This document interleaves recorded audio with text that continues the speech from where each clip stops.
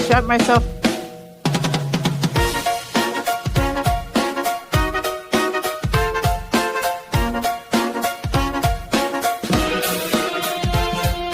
Clover creeping in the fast lane slow.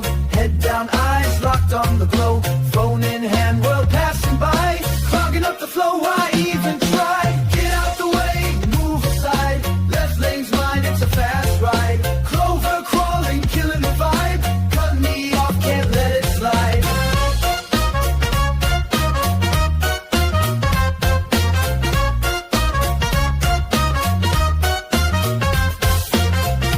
Brake lights flashing, hearts on fire. Patience running thin like a frayed wire. Can't you see the line building behind? Wake up, Clover. Quit acting blind. Get out the way, move aside. Left lane's mine, it's a fast ride. Clover crawling, killing the vibe. Cutting me off, can't let it slide. Get out the way, move aside. Left lane's mine, it's a fast ride. Clover crawling, killing the vibe. Cutting me off, can't let it slide.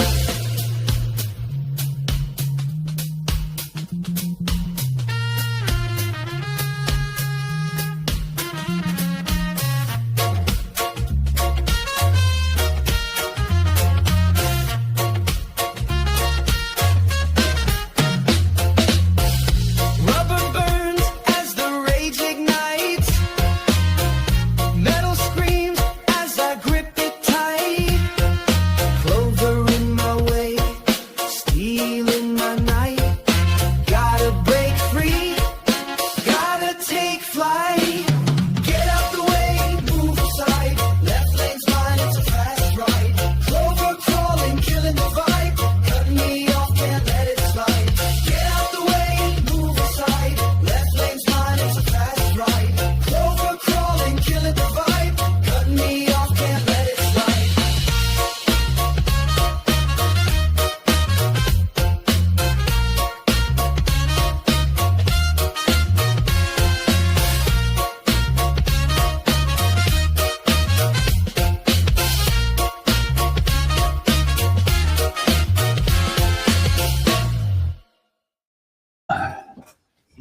Hey, welcome back to Knights of the Storm. Today is the 15th of November, 2025, and we're here today with our lovely co-host, Karen Carpenter. How you doing, Karen?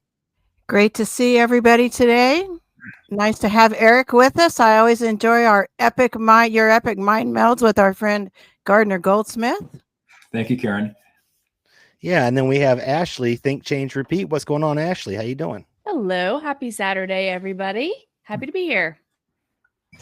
All right, and last but not least, our special guest, Mr. Eric Peters, libertarian car guy, car talk, political talk, everything in the world that you could imagine that concerns you as an everyday person, living your daily life, things that are important. Mr. Eric, how you doing, sir? I am good. I'm caffeinated. I'm hopefully going to be coherent.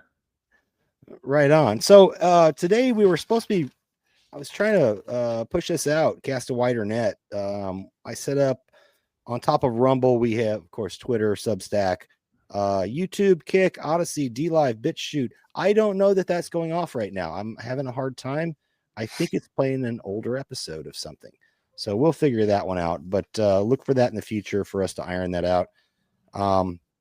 Anyway, anything you all want to open with as far as, whatever, before we do verse of the week? AU wasn't on BitChute this morning either, so I wonder if BitChute is having an issue. Or it could be since we were running through Rumble Studio, I think that might be the issue that I'm having right now. I am seeing Spirit of the Age and Sweets on there. There are some people hitting up so maybe we're going. I don't know. We'll see. We'll figure it out after. But anyway, do y'all want to jump straight into the verse of the week and get that over with and then get into car talk? Sounds great. All Sure. right, let me go ahead and play my thing.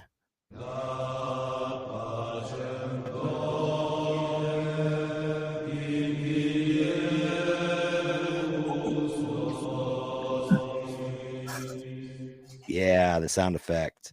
Anyway, this comes from Deuteronomy 31, verse 6. And to put it in context, because, we like to put it in context. This is when Moses, they spent the 40 years in the desert, after they left Egypt, and they're fixing to go across the Jordan into their promised land. And that's a whole different topic for a whole nother day. Okay. We'll talk about that another time. But Joshua's about to succeed him because Moses is not allowed to pass because he struck a rock with his staff or something and made God mad. But the point of the matter is, these people were going over to basically take over an entire land, and there were a bunch of people that had been in the wilderness for 40 years. I don't know what tools they had or what weapons they had, but it was an insurmountable task. And it's basically, this is what it says. It says, be strong and courageous. Do not be afraid or terrified because of them, for the Lord your God goes with you, and he will never leave you nor forsake you. And I picked this one because we are talking to Eric today, and Eric is the guru of freedom of movement and travel. And we are entering the travel season, the holidays. And I am scared to death to get on my motorcycle nowadays. I'm sure Eric could probably speak to this. People are not paying attention. There's self-driving cars. They're on their cell phones. They're tapping their little, dashboard wide screens. And as we travel this holiday season, this is what I looked up, something for safe travels type thing. And I think we just have to trust in God that he's not going to let us get hit by some dude cooking his Indian food on the dash of his big rig, so I don't know what's y'all's thoughts on that as far as traveling and just putting it in God's hands, I guess. Well, if we're going to talk bikes, I trust in situational awareness. I think the reason that I've still got my legs and my arms and most of my pieces is that I've always ridden paranoid. I've never sat back, and just sort of zoned out. I think that's disastrous on a motorcycle. I think you have to constantly be scanning your environment and assume that every car that's anywhere near you is driven by somebody who wants to kill you, and be thinking about that and be thinking about where you might need to go in case they do try to kill you. For what it's worth, that's, I think, what's kept me wheels up all these years. That's important that you mentioned that where to go thing, because I've gone through the MSF, the Motorcycle Safety Foundation classes that was required every 3 years in the military if you wanted to ride. And you've written about the MSF, Eric, but that's one of the big things that we don't do it in cars so much, but on a motorcycle, if you've been to any kind of professional class, you always have an exit strategy, whether it be go down into the ditch, go onto the shoulder. What is it they used to say? Keep your head on a swivel, Yep. And be situationally aware. And I want to talk about that a little bit with some of the vehicles that they're releasing now, that you literally have less situational awareness around you. Mm-hmm. And it's, in my opinion, for the sake of safety, they're creating a more hazardous situation. Well, I agree with that. I think what they're doing, intentionally or not, is fostering passivity behind the wheel. People are becoming dependent on these safety systems, the cameras and the beeping warning lights and so on, instead of just paying attention and using their mirrors and looking around and thinking about the driving environment. And the additional compounding factor, as I see, is that pretty much all the new cars now have built-in cell phones in the dashboard. I call them that because functionally that's really what they are. They're smartphone type interfaces that you tap and swipe to control the various systems within the car. Now, they tell us on the one hand that, you shouldn't be pecking at your phone while you're driving, but somehow it's okay for the manufacturers to install essentially the same thing in the dashboard. And effectively, you're forced to use it in a lot of cars, because if you want to, for example, adjust the air conditioning or the heat, a lot of the manufacturers have done away with the old style knobs and buttons that you could operate by feel without having to look at them. Now you've got these tap swipe interfaces, and it's almost impossible to operate them without looking at the screen, because there's no feedback. It's a screen. Mm-hmm. You have to look where the icon is, and then you have to tap it. And sometimes you have to go through multiple menus to get the thing to do what you want it to do. Meanwhile, the car is barreling down the road at 60 or 70 miles an hour. Yeah, I got a lot to say on that, just as a passenger, even in my wife's car. Karen, your thoughts on traveling for the holidays and trust in God and safety? Well, I'm going to get into some of the things you guys talked about too there. As far as traveling for the holidays, I won't be doing that. I just travel a slight little 45-minute drive down the road to my mother's house, and that used to be a 28-minute drive, and now it's a 45-minute drive, and there's road work everywhere. You're lucky. You have to know the lay of the land. You have to know the detours and the country roads because there's so much road work so often and so many closures and accidents that if you don't know the alternate routes, you're going to get stuck just going to your mom's for Thanksgiving 28 miles down the road. And my husband was a truck driver for Napa Parts. He drove overnight in California for many, many years, and his situational awareness and how well he knows vehicles has saved us a few times. So I absolutely am a proponent of that and knowing how to defensively drive and have that awareness. And it makes me feel a lot safer with him. Although I used to love to go on road trips, but at this point, I consciously weigh, is this benefit worth the risk every time I get into the car? Because the accidents the number of accidents I see just in the daily commute to the grocery store or to pick up my grandson or those type of things, there's so many more accidents now. And in the small town where I grew up, there have been 2 pedestrians. One is a man who has walked around that small town to events. He was just known to be walking, he always walked in this small town. He was like the town historian, great guy, everybody knew him. Another one was in a wheelchair. These 2 people have been hit and killed in crosswalks in the last couple of weeks. So the roads are absolutely dangerous, and I do agree about the lack of visibility. We have a newer vehicle. I wanted to talk to you about that too. And I loathe that vehicle because I'm well trained. You turn your head both ways. You make sure you can see what's coming.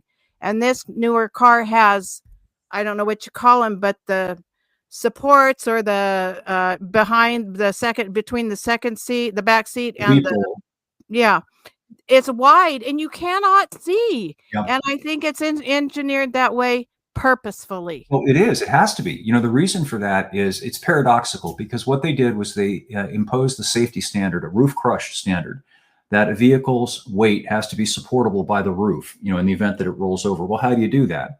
You install these girder-like, they're called A, B, and C pillars. So at the base of the windshield on either side, that's the A pillar, then the one right behind you is the B, and then the C behind you. And these things have gone from being, pretty slim, if you looked at a car from, say, the 60s or the 70s, right, to huge. And again, because you're talking about you have to support the weight, 4,000 plus pounds of the vehicle on its roof. And they tell you, well, okay, you're going to be less likely to be crushed if you end up in a barrel roll, but you're going to be more likely to get hit because you can't see what's going on around you. And then they've got the bright, super bright headlights now that you're blinded anyway. The whole thing, you're right. It's all engineered to take the control away from us with our senses and our visual acuity and sense of awareness and hand it over to the self-driven cars and the screens and it's very insidious. And they think that we can't make cost benefit evaluations. So how likely is it that you're going to have a rollover accident? Pretty slim. It can happen, but it's pretty slim that something like that's going to happen. On the other hand, every single time you drive, pretty much, you're pulling out from a side street into traffic. So every single time your visibility is reduced by this hypothetical advantage of having these girder-like structures built into the car. So which is better? You're not allowed to make that decision for yourself. You're not allowed to say, well, you know what? I think that in an everyday sense, being able to see around me in my environment is safer and better for me than the probably largely hypothetical benefit of having a roof that can support the weight of the car if I end up rolling the thing. We're not allowed to make these decisions for ourselves anymore. It's one size fits all that's imposed on us by the federal regulatory bureaucracy. And all the additional equipment via regulation for safety increases the weight of the car exponentially, which is counterintuitive to fuel economy. And it's the government is demanding diminishing returns. And they demand on the one hand that vehicles achieve a certain average fuel economy, Right now, it's about 35 miles per gallon. And then on the other hand, they say that, well, the vehicle has to also pass all of these crash tests. It also has to have all of this equipment, airbags, for example. Now, airbags themselves aren't that heavy, but the structure that has to be built into the car to house the bags, the whole thing is a system. So, the bags add considerable weight to the vehicle. All this other stuff adds weight to the vehicle. That hurts fuel economy. So now we've got these overweight cars that use a whole lot more gas than they would have. I mean, I tell people all the time, I point out the stat. You could go back to the late 70s, the early 80s, in the era before computer controls, before the widespread adoption of fuel injection. And there were a plethora, say it like El Guapo from the Three Amigos, a plethora of economy cars that got better than 40 miles per gallon. Now they can't get to that bar without using a hybrid type system of some sort, which adds more weight and more expense to the vehicle because of the weight. I wanted to add, my first car was a 1979 Toyota Corolla. My parents bought it for me used, but that Good was car. a great little car. And then after that, I had a Tercel, I think about 1983 Tercel, maybe. No, 87 Tercel. At any rate, the lack of visibility that we see in the newer cars is also going to cause more fender benders, quote unquote, which is a huge expense. And I think that that's also something that factors into this, is that there will be more accidents, possibly not quite so severe as a rollover, but you're going to have more collisions. And then, of course, these are just ridiculously expensive at this point. Well, you mentioned fender bender. There's not really any such thing anymore because cars don't really have fenders. What they have are these plastic covers called fascias, and they're designed to tear off the vehicle in relatively minor impacts. And we've all seen it. You see what would have been a fender bender, 20 or 30 years ago, and the whole front clip of the car is lying there on the road. And this piece of plastic is incredibly expensive, and all the other plastic, the grille, the headlights, all of that. So, something that in the past would have been, well, get a come along and pull the bumper back out, and maybe, get some chrome polish and polish out the scratches. Now it's a $4,000 or $5,000 repair, and people wonder why the cost of car insurance is going through the roof. Tiger, before we go to Ashley real quick, Tiger had mentioned this. Tiger, you've been on with him before, Eric. But he had mentioned that these new bumpers, like, he's like, I don't know what to do because, he repairs cars. I don't know if he works for a car lot or what, but he makes them like new again. He's really talented with the body work. But he's like, some of these things are not designed to come apart and be repaired anymore. Yep. You're talking about, you could have a fender bender, which is a total loss to your vehicle. Absolutely. And, what I want to get into first is the multi-year loans. Once Ashley, has her go there. Yeah, because now you're stuck with the bill, and the insurance companies, they talk about total replacement, blah, blah, blah. Come to find out, they don't actually do that. They do an assessment on what your car is worth, the depreciated value. So let's say I still owe $25,000 on my car. They're going to say, we're going to give you $18,000 plus you have your deductible to pay. And now you're stuck with the remainder. And now you got to get into a new car with a new payment. So it's all a scam in my opinion. But anyway, let me hand it over to Ashley. What you got? Well, in regards of the verse of the week, I think that the most important part there is to be strong and courageous, and that we live in very troubling times. We know that. And I think that sometimes it can be very difficult to take in or try to observe and pay attention to the things that we are, and to maintain a hopeful spirit. So I think that is a challenge, but I do think that it can be done. Now, in regards to applying that to safe travel and safe cars, I agree with what everybody has said here, that it does feel perilous at times, and I try to be very careful. And I had to take a defensive driving class one time that was mandated to me by the state of Tennessee for speeding. And the teacher did say something that I thought was pretty good. He said, just because the light is green doesn't mean you have to go. It means you can go. So I as I've gotten older, I don't have the pressure of taking off right away. And sometimes people take umbrage with that, but I don't really care. And I'm not looking to get T-boned. I try to be, careful in all of these things. So, and I do have a lot more, questions and things to add in for Eric, but go ahead and take it away there, Jason. All right, I want to start off with the you had done an article. Let's see if I can find it here. Man, I got so many of your articles up right now. But talking about Ford pushing out 6-7 year car loans, and I wanted to throw this up first. Let me find it here. I'm going to share the screen. This was my first car. This isn't my actual car. I had the same car in the same color. This is a 93 Dodge Daytona. This one has the IROC trim on it. Mine did not. It was the 4-banger, not the V6. Not really the best car in the world. I mean, it was fun, but it seemed to fall apart pretty fast. And I looked it up. So the sticker price on this car for the 2-door standard hatchback, which is what I had, the base model, $11,373. Now, the reason I wanted to bring this up is because of what you had wrote about the multi-year loans that they're pushing out to people now, which basically go out beyond the time when you're going to actually still own this car, because most people change up cars about every 4 or 5 years or so, which is why a lot of people in the military that I knew started leasing cars. They went on to the renter model because they're like, why am I going to have this car that's not paid off and I'm ready to trade it in? About the time it starts needing work done and the warranties void, and the expensive equipment they have to use to do this kind of maintenance and stuff on it. It's basically why even own a car, because you're going to be in the hole before you pay it off. But $11,373 was the sticker price on that car when I got it. I took over the loan. I was telling Eric off air before. It was actually another lady that had bought the car, couldn't afford it. She couldn't afford it and the insurance at the same time. She was young like me.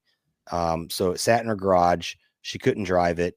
I ended up taking over the loan, 3-year loan. I tried to push it out to 4 years, and it was like hell on earth trying to get them to approve me, because that's a high risk loan for them. They understood the depreciation of a vehicle. If it's not maintained in 3 or 4 years, that thing could be garbage, and I would stop paying my loan. Right. So I don't know. Tell us a little bit, Eric, about these long-term loans. And I think you said Ford was pushing them out.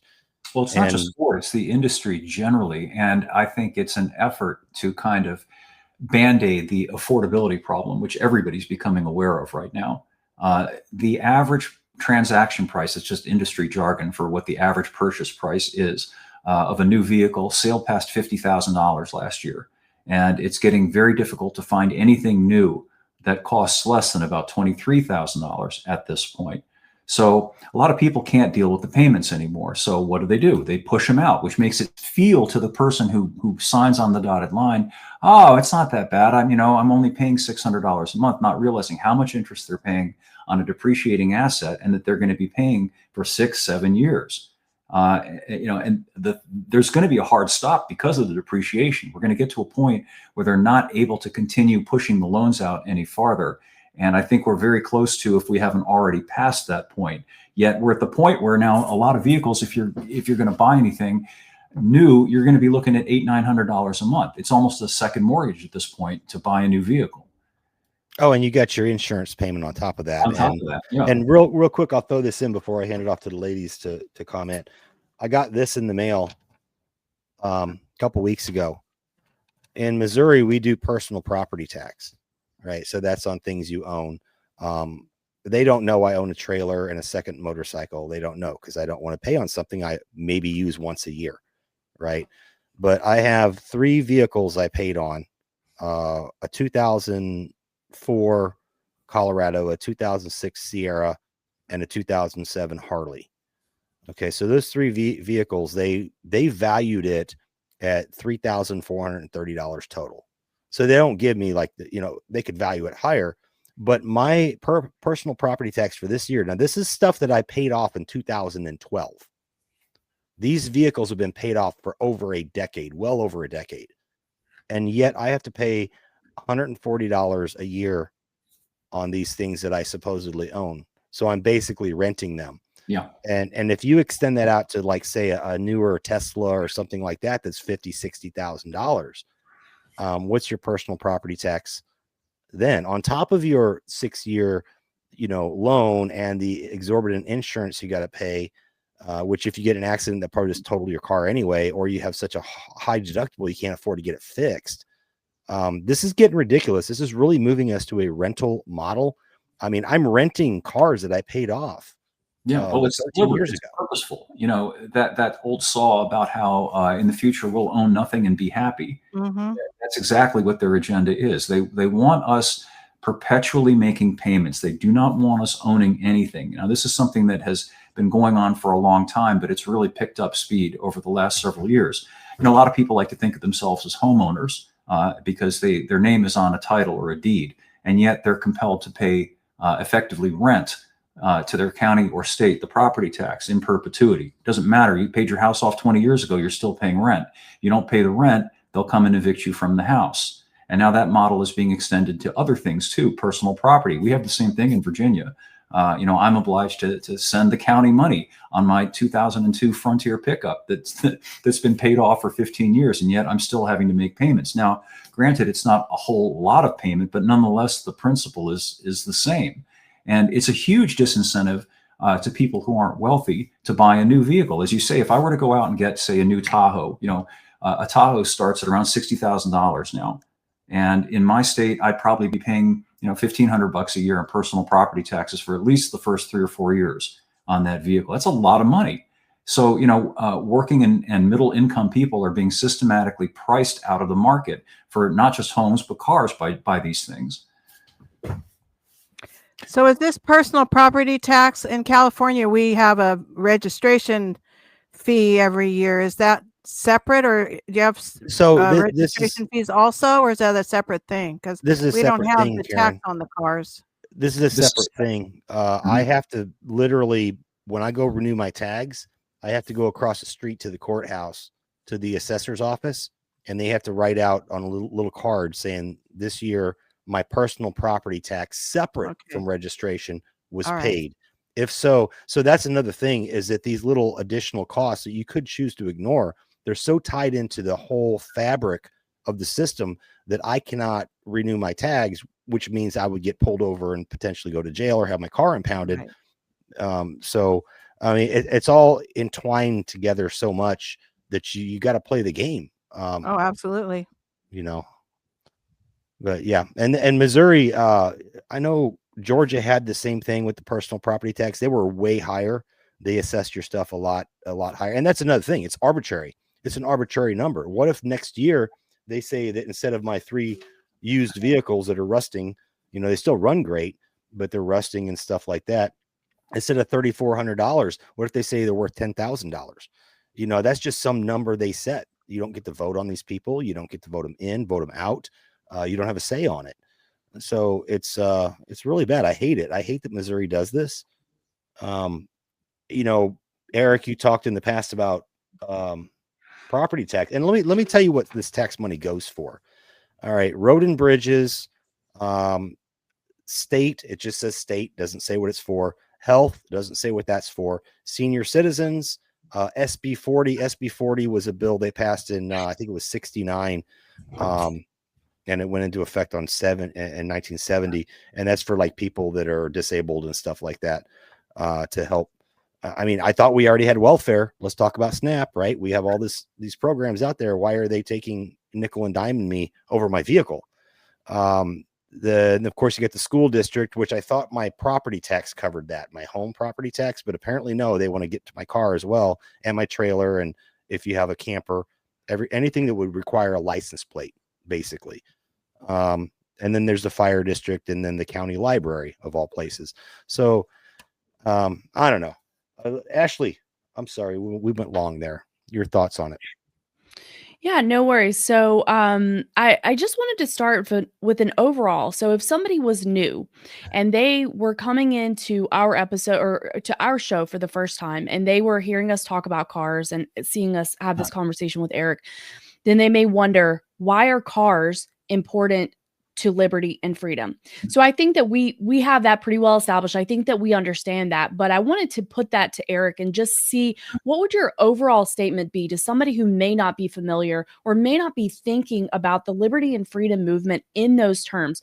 Why are you so passionate about cars, and why does it matter so much as part of the overall plan of the predator class, you will own nothing, technocracy, etc.?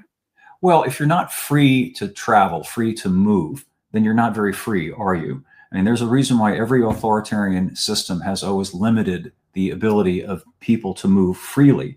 And by that, I mean not, via some government controlled system, such as a train or a bus, because then you're on a government schedule and under the government's control. We've taken for granted, for as long as I've been alive, the freedom to just jump in a car on a whim when we feel like it, spur of the moment, and go somewhere, go see friends, maybe drive across the country if you want to. That would be taken away from us in a system where the government entirely controls the transportation. So that's why it's key. You don't have to be a gearhead to love cars. You should love cars because of the freedom that they represent. I remember, when I was a kid, you got your full license when you turned 16. So we were all champing at the bit when we were 15 and something, and the minute we got our licenses, we became de facto adults. It was a really interesting thing. You put away your bicycle. You were still pedaling around on your bike when you were 15. But when you turned 16, you got a car. And when I was that age, they weren't restricted like they are now. You had the same privileges and rights that your parents had. And you really felt as if you'd sort of crossed into adulthood at that point, because you were operationally an adult. You could go any place your parents went if you had a car. You were free to work. You were free to do all of these things. So we matured, I think, earlier. Today, they've done this on purpose to sort of keep people in a state of arrested development, to delay adulthood for as long as possible. The stat that I've come across, something on the order of a fourth of people who are in the 16 to 22 age bracket don't even have a driver's license. So imagine that. I mean, you're a young adult, you're 20, 21 years old, and you're still relying on your parents to take you places. It's sad. I know several in that category.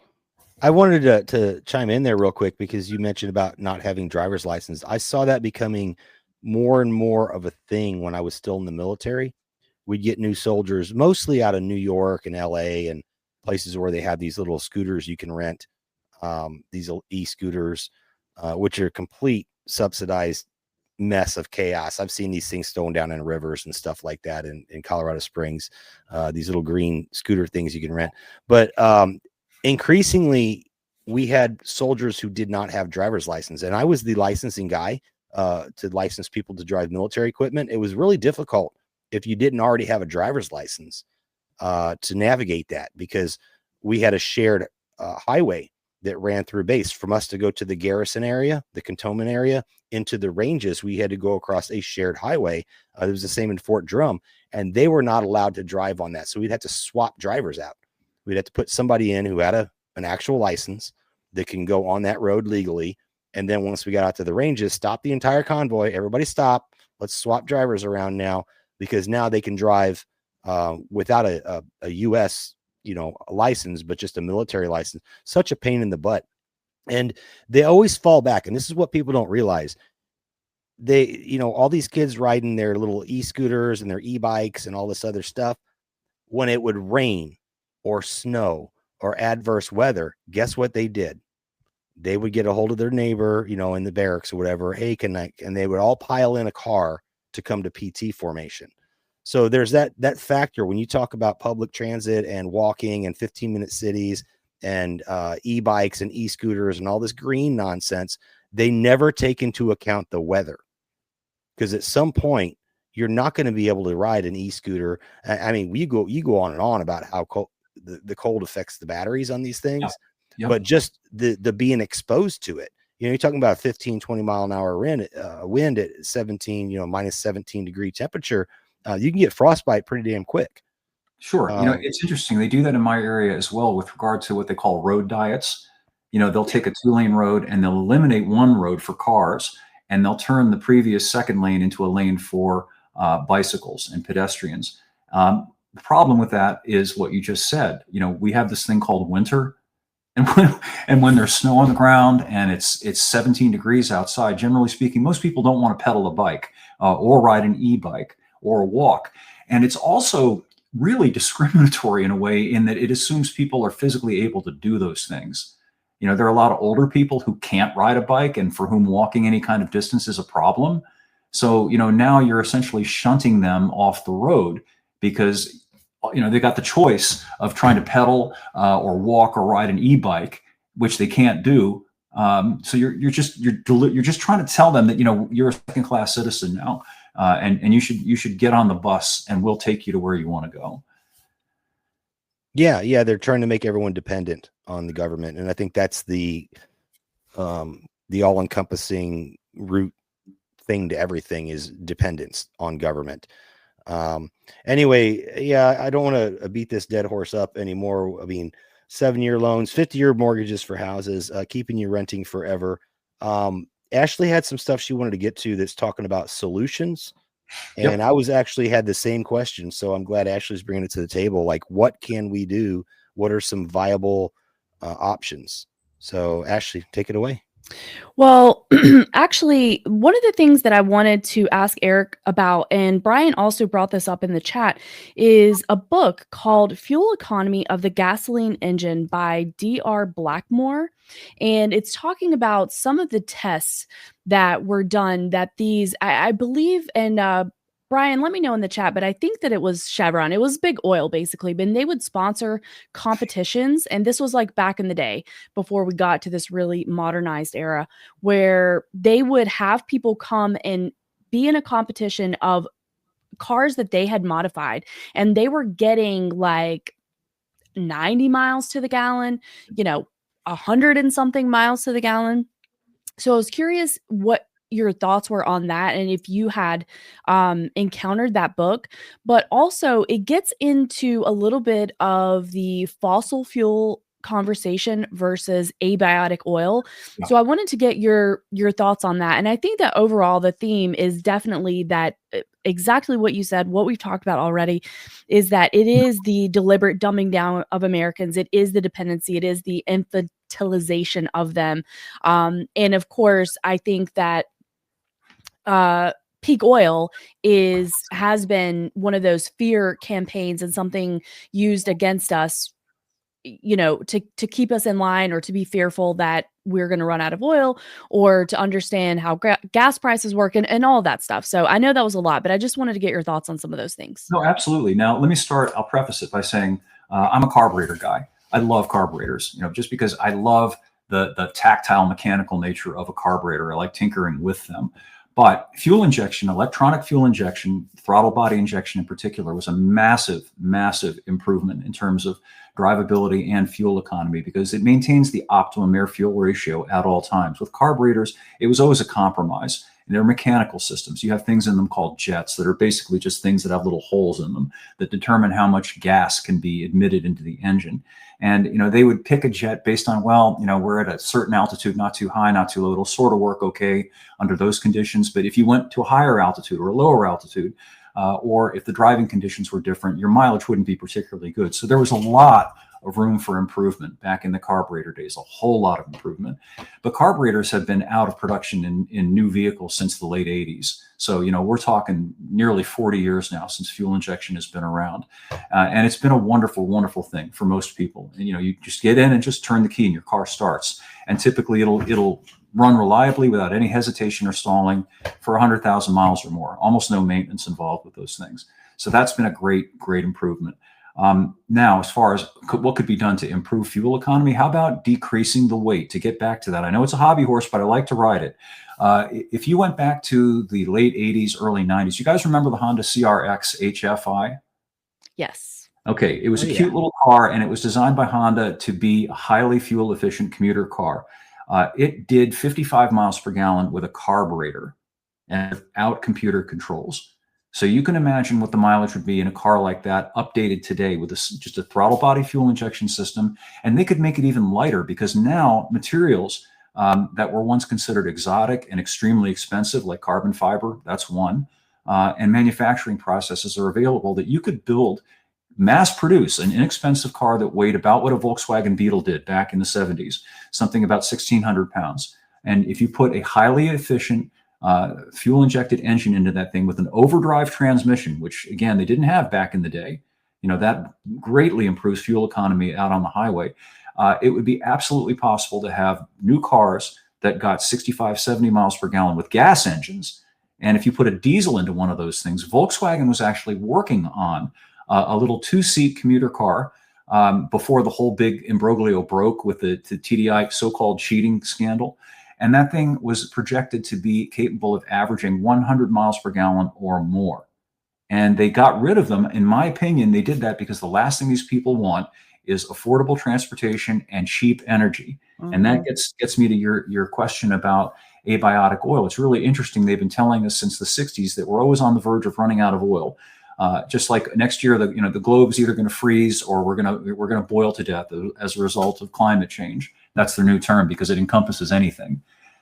Anyway, yeah, there's evidence that some of these tapped out oil wells are refilling with oil, and that oil might actually be the result of a process deep within the earth rather than the result of decaying organic material that was deposited many, many millions of years ago. Gee, surprise, surprise. Yeah. Hey, let me throw something in there real quick, Eric. Talking about carbureted vehicles, and I experienced this. I had a 1965 Buick LeSabre. That thing was a boat, 4-door. I wasn't fortunate enough to have a 2-door convertible because that thing would be worth a fortune right now. But I drove that from St. Louis, which see, I'm here in Fort Leonard Wood now. I think we're about 1,200 feet above sea level, and I drove that out to Vegas to go pick up my Toyota MR2 that broke down out there. I had to replace the tie rod, actually the whole rack and pinion I had to replace. So I bought this car, $550, a 65 Buick LeSabre. It took me about 20 minutes to figure out where to put gas in that thing. Because if you know that car that's got the emblem on the back kind of folds down, and that's where you pump the gas in. Anyway, yeah, it ran like total garbage when I got up there. It was running super, super rich because the air is thinner up in Vegas where you're at higher altitude. But I didn't know at the time I could simply just adjust the jets on the carburetor. And I'm finding that out with my, I got an 07 Dyna Lowrider, which was one of the first, I think 06 was the first year they fuel injected that Harley. Runs great, but I have a 96 Dyna that's carbureted. It's my dad's old bike.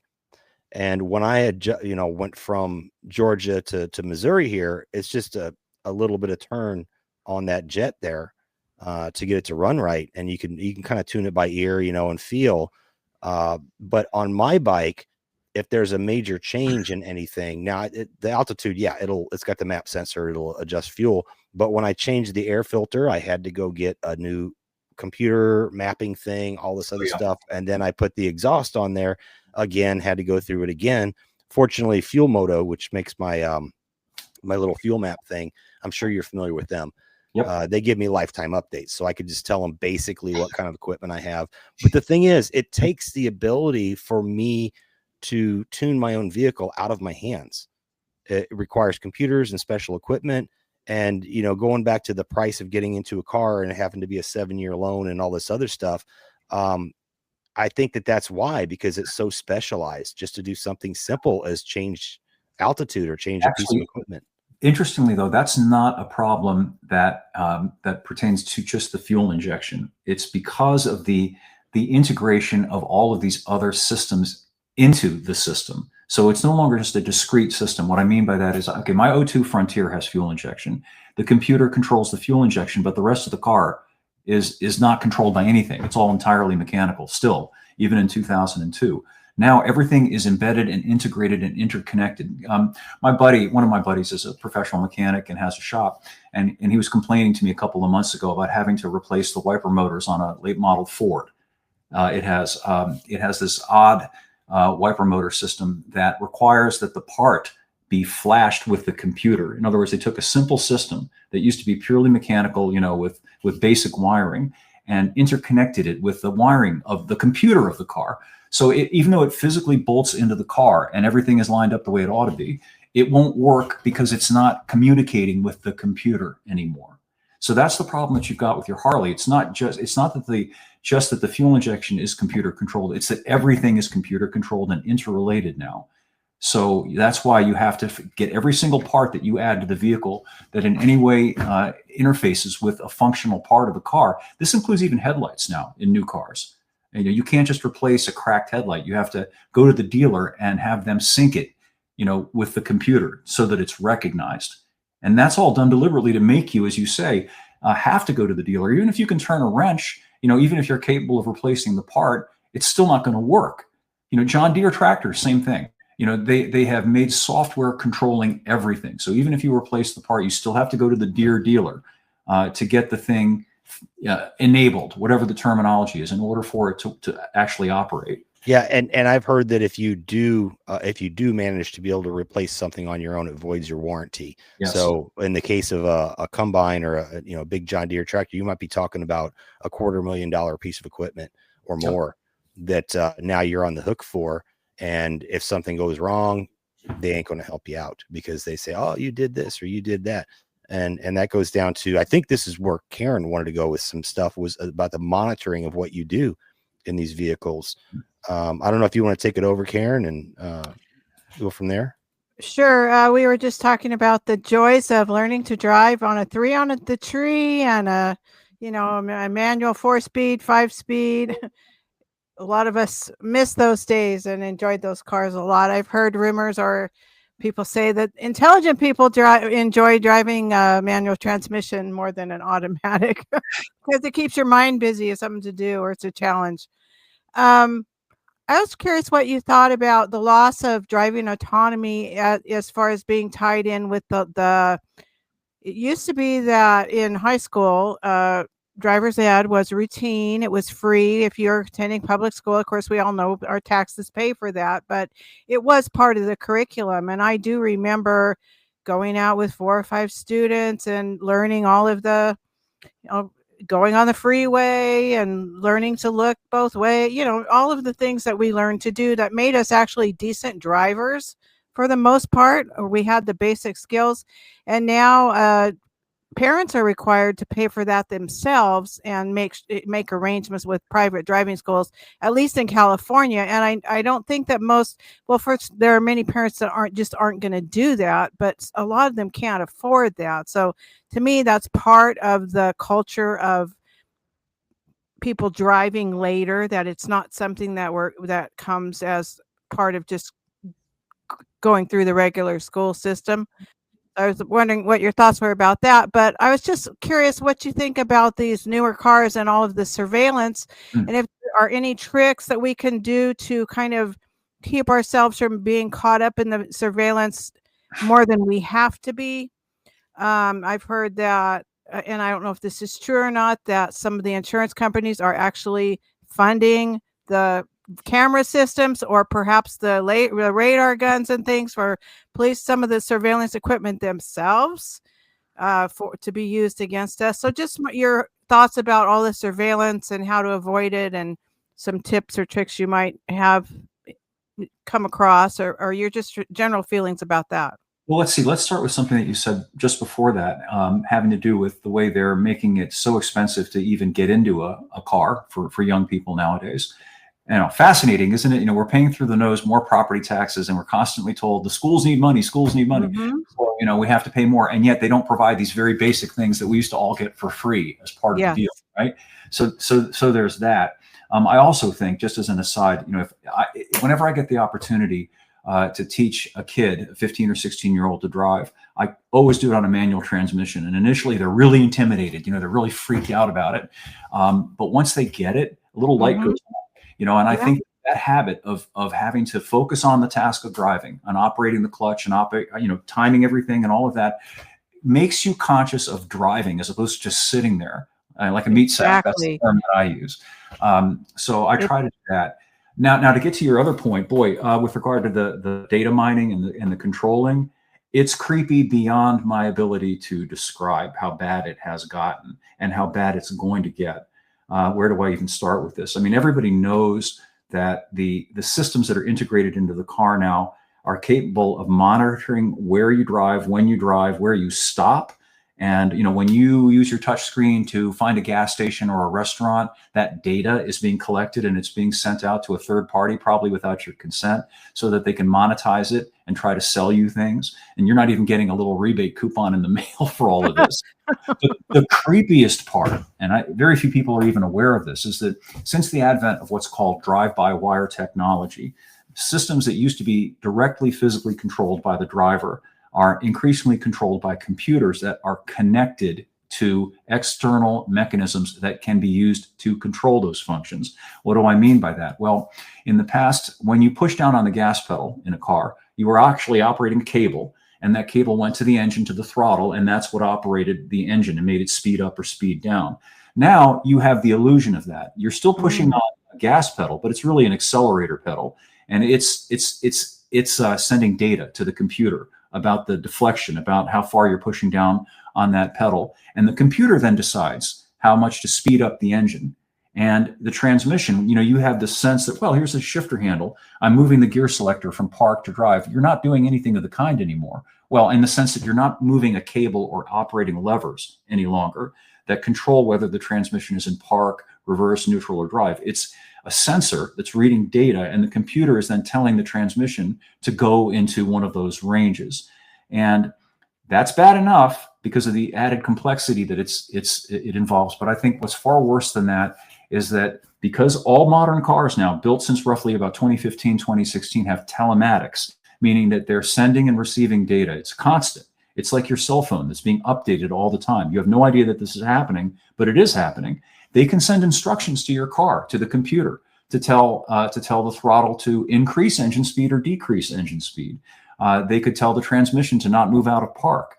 And it's getting to the point they're starting to do electric steering systems. You've heard of lane keep assist. Most cars now have electrically assisted steering. And when the thing is entirely electrically rather than hydraulically controlled, well, same thing. They could control the steering of your car and steer it in a way you might not want to go. They have direct operating control over your vehicle. And, people just have the illusion, because it still sort of feels like you're in control, but it's just that. It's an illusion. And it's really alarming to me. Who is they? The manufacturers, all the vehicle manufacturers. Let me jump in here real quick, because I just actually watched one of your videos this morning, Eric, where you talked about this. And, people might say that there's the ability for them to do this. The fact is they're already doing it. Mm-hmm. And you had mentioned in one of your videos, and I see quite frequently when you're filming with your phone, and you point down, there's these two little lights that are flickering. Yep. Your camera, we can't see it with the naked eye, but your camera picks it up. And this is in a lot of the late model car, the new cars that you're testing out. They're watching you. They're watching your hand position. They're watching your eyes where they're pointing, to what Karen's talking about, the monitoring and stuff. But you had something happen where you were steering with your knees or something like that. Your hands were off the wheels. How dare you? But you were perfectly in control of the car, but the car not only warned you and screamed at you and yelled at you like you're a child, but then it also started to slow down on its own. So tell us about that. It shows that they're actually actively doing this right now.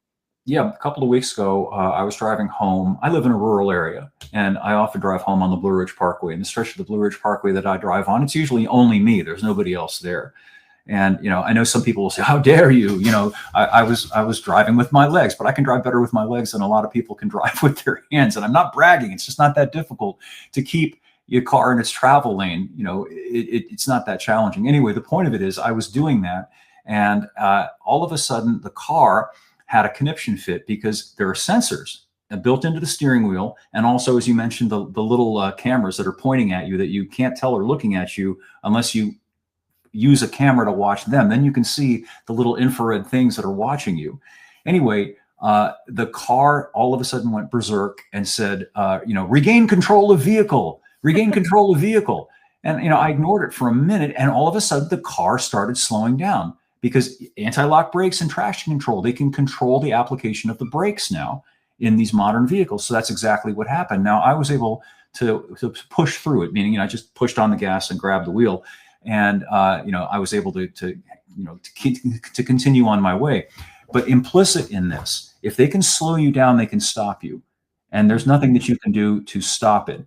Another good example to get the point across. You remember a few years ago when there was that hurricane, and I think it was in Texas or Florida, I can't remember which. And Elon Musk, a lot of news coverage about this, Tesla, sent out an update to all Teslas that increased the driving range of the vehicles. And I thought about that and thought, well, if Elon Musk can increase the driving range of your vehicle by an over-the-air update, He can also decrease it. He can also turn it off. In fact, he can. They were even talking about, as a way to punish the Russians over the stuff that's going on in Ukraine. There was a story about the government appealing to Musk to shut off all Teslas in Russia. So the point is, it shows they have the capability to do this. They just haven't yet fully implemented it. They're waiting until the preponderance of the cars on the road have this technology. That's when they're going to implement it. And I just want to let people know, if you're going out there and falling for this snapshot by Progressive and these other plug-in where you plug this module into your OBD port, which is your diagnostics port, right? That then links to your cell phone. You have just made your car become a smart car, and there is a certain level of control. Even older cars, my 06 Sierra has OnStar. Okay, I don't use OnStar. I had some follow-ups. Say what? I had some follow-ups if possible. Okay, go ahead. Okay, I'm just going to say that I'll leave it at this. The OnStar, we've already seen this in the past, where there was some kind of crime going on and somebody had hijacked a car, carjacked a car or whatever, and OnStar was able to shut that car down. And this is an older like 2000, mid 2000s model car that had OnStar. So they've had this capability for a while. And if you're fortunate enough to have a car that is not connected, please do not go get one of those things. The insurance company is not trying to give you a tool to reduce your rates. They're not in the business to lose money.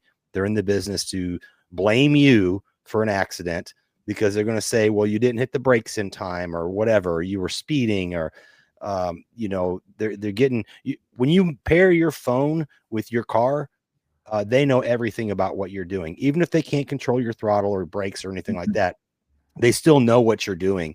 They know where you were, how fast you were traveling, when you started to brake, when you weren't braking, and they're not going to use that for your benefit. They're just going to use it for control or to jip you out of an insurance claim. Well, yeah, to mulct you, to increase your premiums. And it's very disingenuous, because perfectly safe driving practices are framed and characterized as somehow being unsafe. I'll give you an example. So you pull out from a supermarket parking lot and you see that there's a tractor trailer bearing down on you at high speed. So you punch it to get out of the way. Now that's deemed, aggressive acceleration. A kid runs out in front of your car, you slam on the brakes and swerve so as to avoid hitting the kid. Again, that's the sort of thing that they'll claim and frame as aggressive driving, aggressive maneuvering. So it's absolutely correct. Do not give the insurance mafia this information. If you do, you will regret it. You're not going to save any money. Right on. What did you have, Karen? I know you said you wanted to. Oh, those were most of my points I wanted to ask about or make. I have a newer car. It's about a year old. I'll tell you what it is, and I'm embarrassed to say it is a 2024 Bronco Sport, which I hear are among the worst as far as the surveillance goes. But I've never allowed a phone to attach to the vehicle to pair. And the mating instinct of this car with my phone is something to behold. It just, it's just, we can't pair the phone. We can't pair the phone. We can't pair the phone. Now, my daughter did allow her phone to attach to pair. So when I pull up at my daughter's house, my car is trying to attach to her phone while it's still inside of her house. Mm-hmm. So I'm wondering, have I saved myself at all by not allowing? I never used the touchscreen, never used the Sirius XM radio. I've never used it at all. I only use the AM FM radio that comes, am I saving myself at all? And another thing I wondered was years ago, Field McConnell, who was a pilot, he was a whistleblower about the Boeing uninterruptible autopilot many years ago, and said that there was the ability to take over planes with this uninterruptible autopilot, and he felt that there was also the ability to take over automobiles, and this was a decade, 2 decades ago, quite some time ago. And then the other question is, I've seen mention of cars being able to get somehow acquire our DNA. Have you seen that someplace? How on earth would it be through the breath? How would they get our DNA? So I've seen that mentioned too as one of the things, that one of the goals with the surveillance of the cars. Well, okay, let me try to address all of them. Yeah, I think you did save yourself at least one thing by not pairing your phone, which is granting Ford Connected Services access to everything that's on your phone. It's a really good idea to not pair your phone with these vehicles, because that's exactly what they do. Now all of your info, whatever's on there, potentially is vulnerable. It's being exchanged, it's being monetized, it's being distributed to these third-party sources that you have no idea and have no control over. So it's a really good idea to not to thwart the mating instinct. I love the way you put it. That was really good. It's strong. Now, as far as the DNA thing, I haven't seen that, but what I have seen, I've personally test driven some cars that have this. Hyundai and Kia have this. Genesis, which is Hyundai and Kia's luxury line, they have fingerprint recognition instead of a key. There's a pad that you can put your thumb on that will unlock the car and allow you to start and drive the engine. And that sets off my spider sense. I don't like that at all. You're giving them access to this biometric data. Of course, that's what they're all after now. They want us all to have facial scans. They want us to have thumbprints and fingerprints. You remember when it used to be that you had to commit a crime and get arrested before you got fingerprinted? And again, it's all about information. They want information. You remember the old BBC show, The Prisoner, back in the day? With Patrick doing information. We want information. That's what it's all about.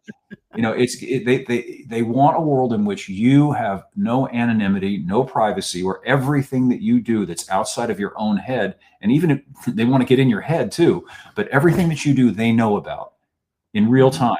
There are now these things called ALPRs, automatic license plate readers, that they're mounting all over the place that automatically scan the license plates of every vehicle that goes by. So they know that you've been in a given location, and that information goes into some central database somewhere. I wanted to talk about that, Eric, because in most states, it is illegal for the police to run. And the police are running your plates when they get behind you and get real close. They're running their plates. They're not supposed to run your plates unless you're suspected of doing something wrong or they pull you over for a violation. Then they can run the plates. But preemptively running someone's plates just to find something, possibly they have a warrant or something, they're not supposed to do that by law. So how are they getting around this with the digital readers? Because that should fall under the same law, should it not? Well, it should, but I think that they have, I actually don't know the legalities of it. It's just that they're doing it. So clearly it must be legal. They do it in my state. And it's not just for, significant things like, hey, is there a warrant out? Is the car stolen? It's, is your car's registration up to date? Did you get your state safety inspection? In some cases, it's, did you make your child support payment? It's literally everything that can be tied into your car, which of course is tied into you. And it all gets back to this total awareness of everything that we're doing all the time. And, some people will say, well, if you've got nothing to hide, what are you worried about? Well, my retort to that is, why don't we just say, okay, a cop can come into our house whenever they want to, have a look around, open up our drawers, see what's in there. You want to live in a world like that where there's no trust and everybody's assumed to be guilty of something and treated as a criminal. And Americans have been habituated to this now for quite some time. Before the new high holy day of 9/11, you could board an airplane without being treated like you're a presumptive terrorist and have to, let some government geek put his hands on you and rifle through your possessions and all this other stuff. And it's been normalized. We're getting used to it. Bit by bit, we're getting used to living in essentially a gigantic open air prison. Right on. Let me go ahead and throw it to the ladies. I think you had something to follow up on with Ashley and Karen. Go ahead, Ashley. So something that I wanted to talk to you about was the architecture of modern cars. And it's something that I've heard you speak about in other ways, and that some luxury brands are actually starting to bring back some of these nice and custom touches because of the plastic computer screen that is ubiquitous, essentially.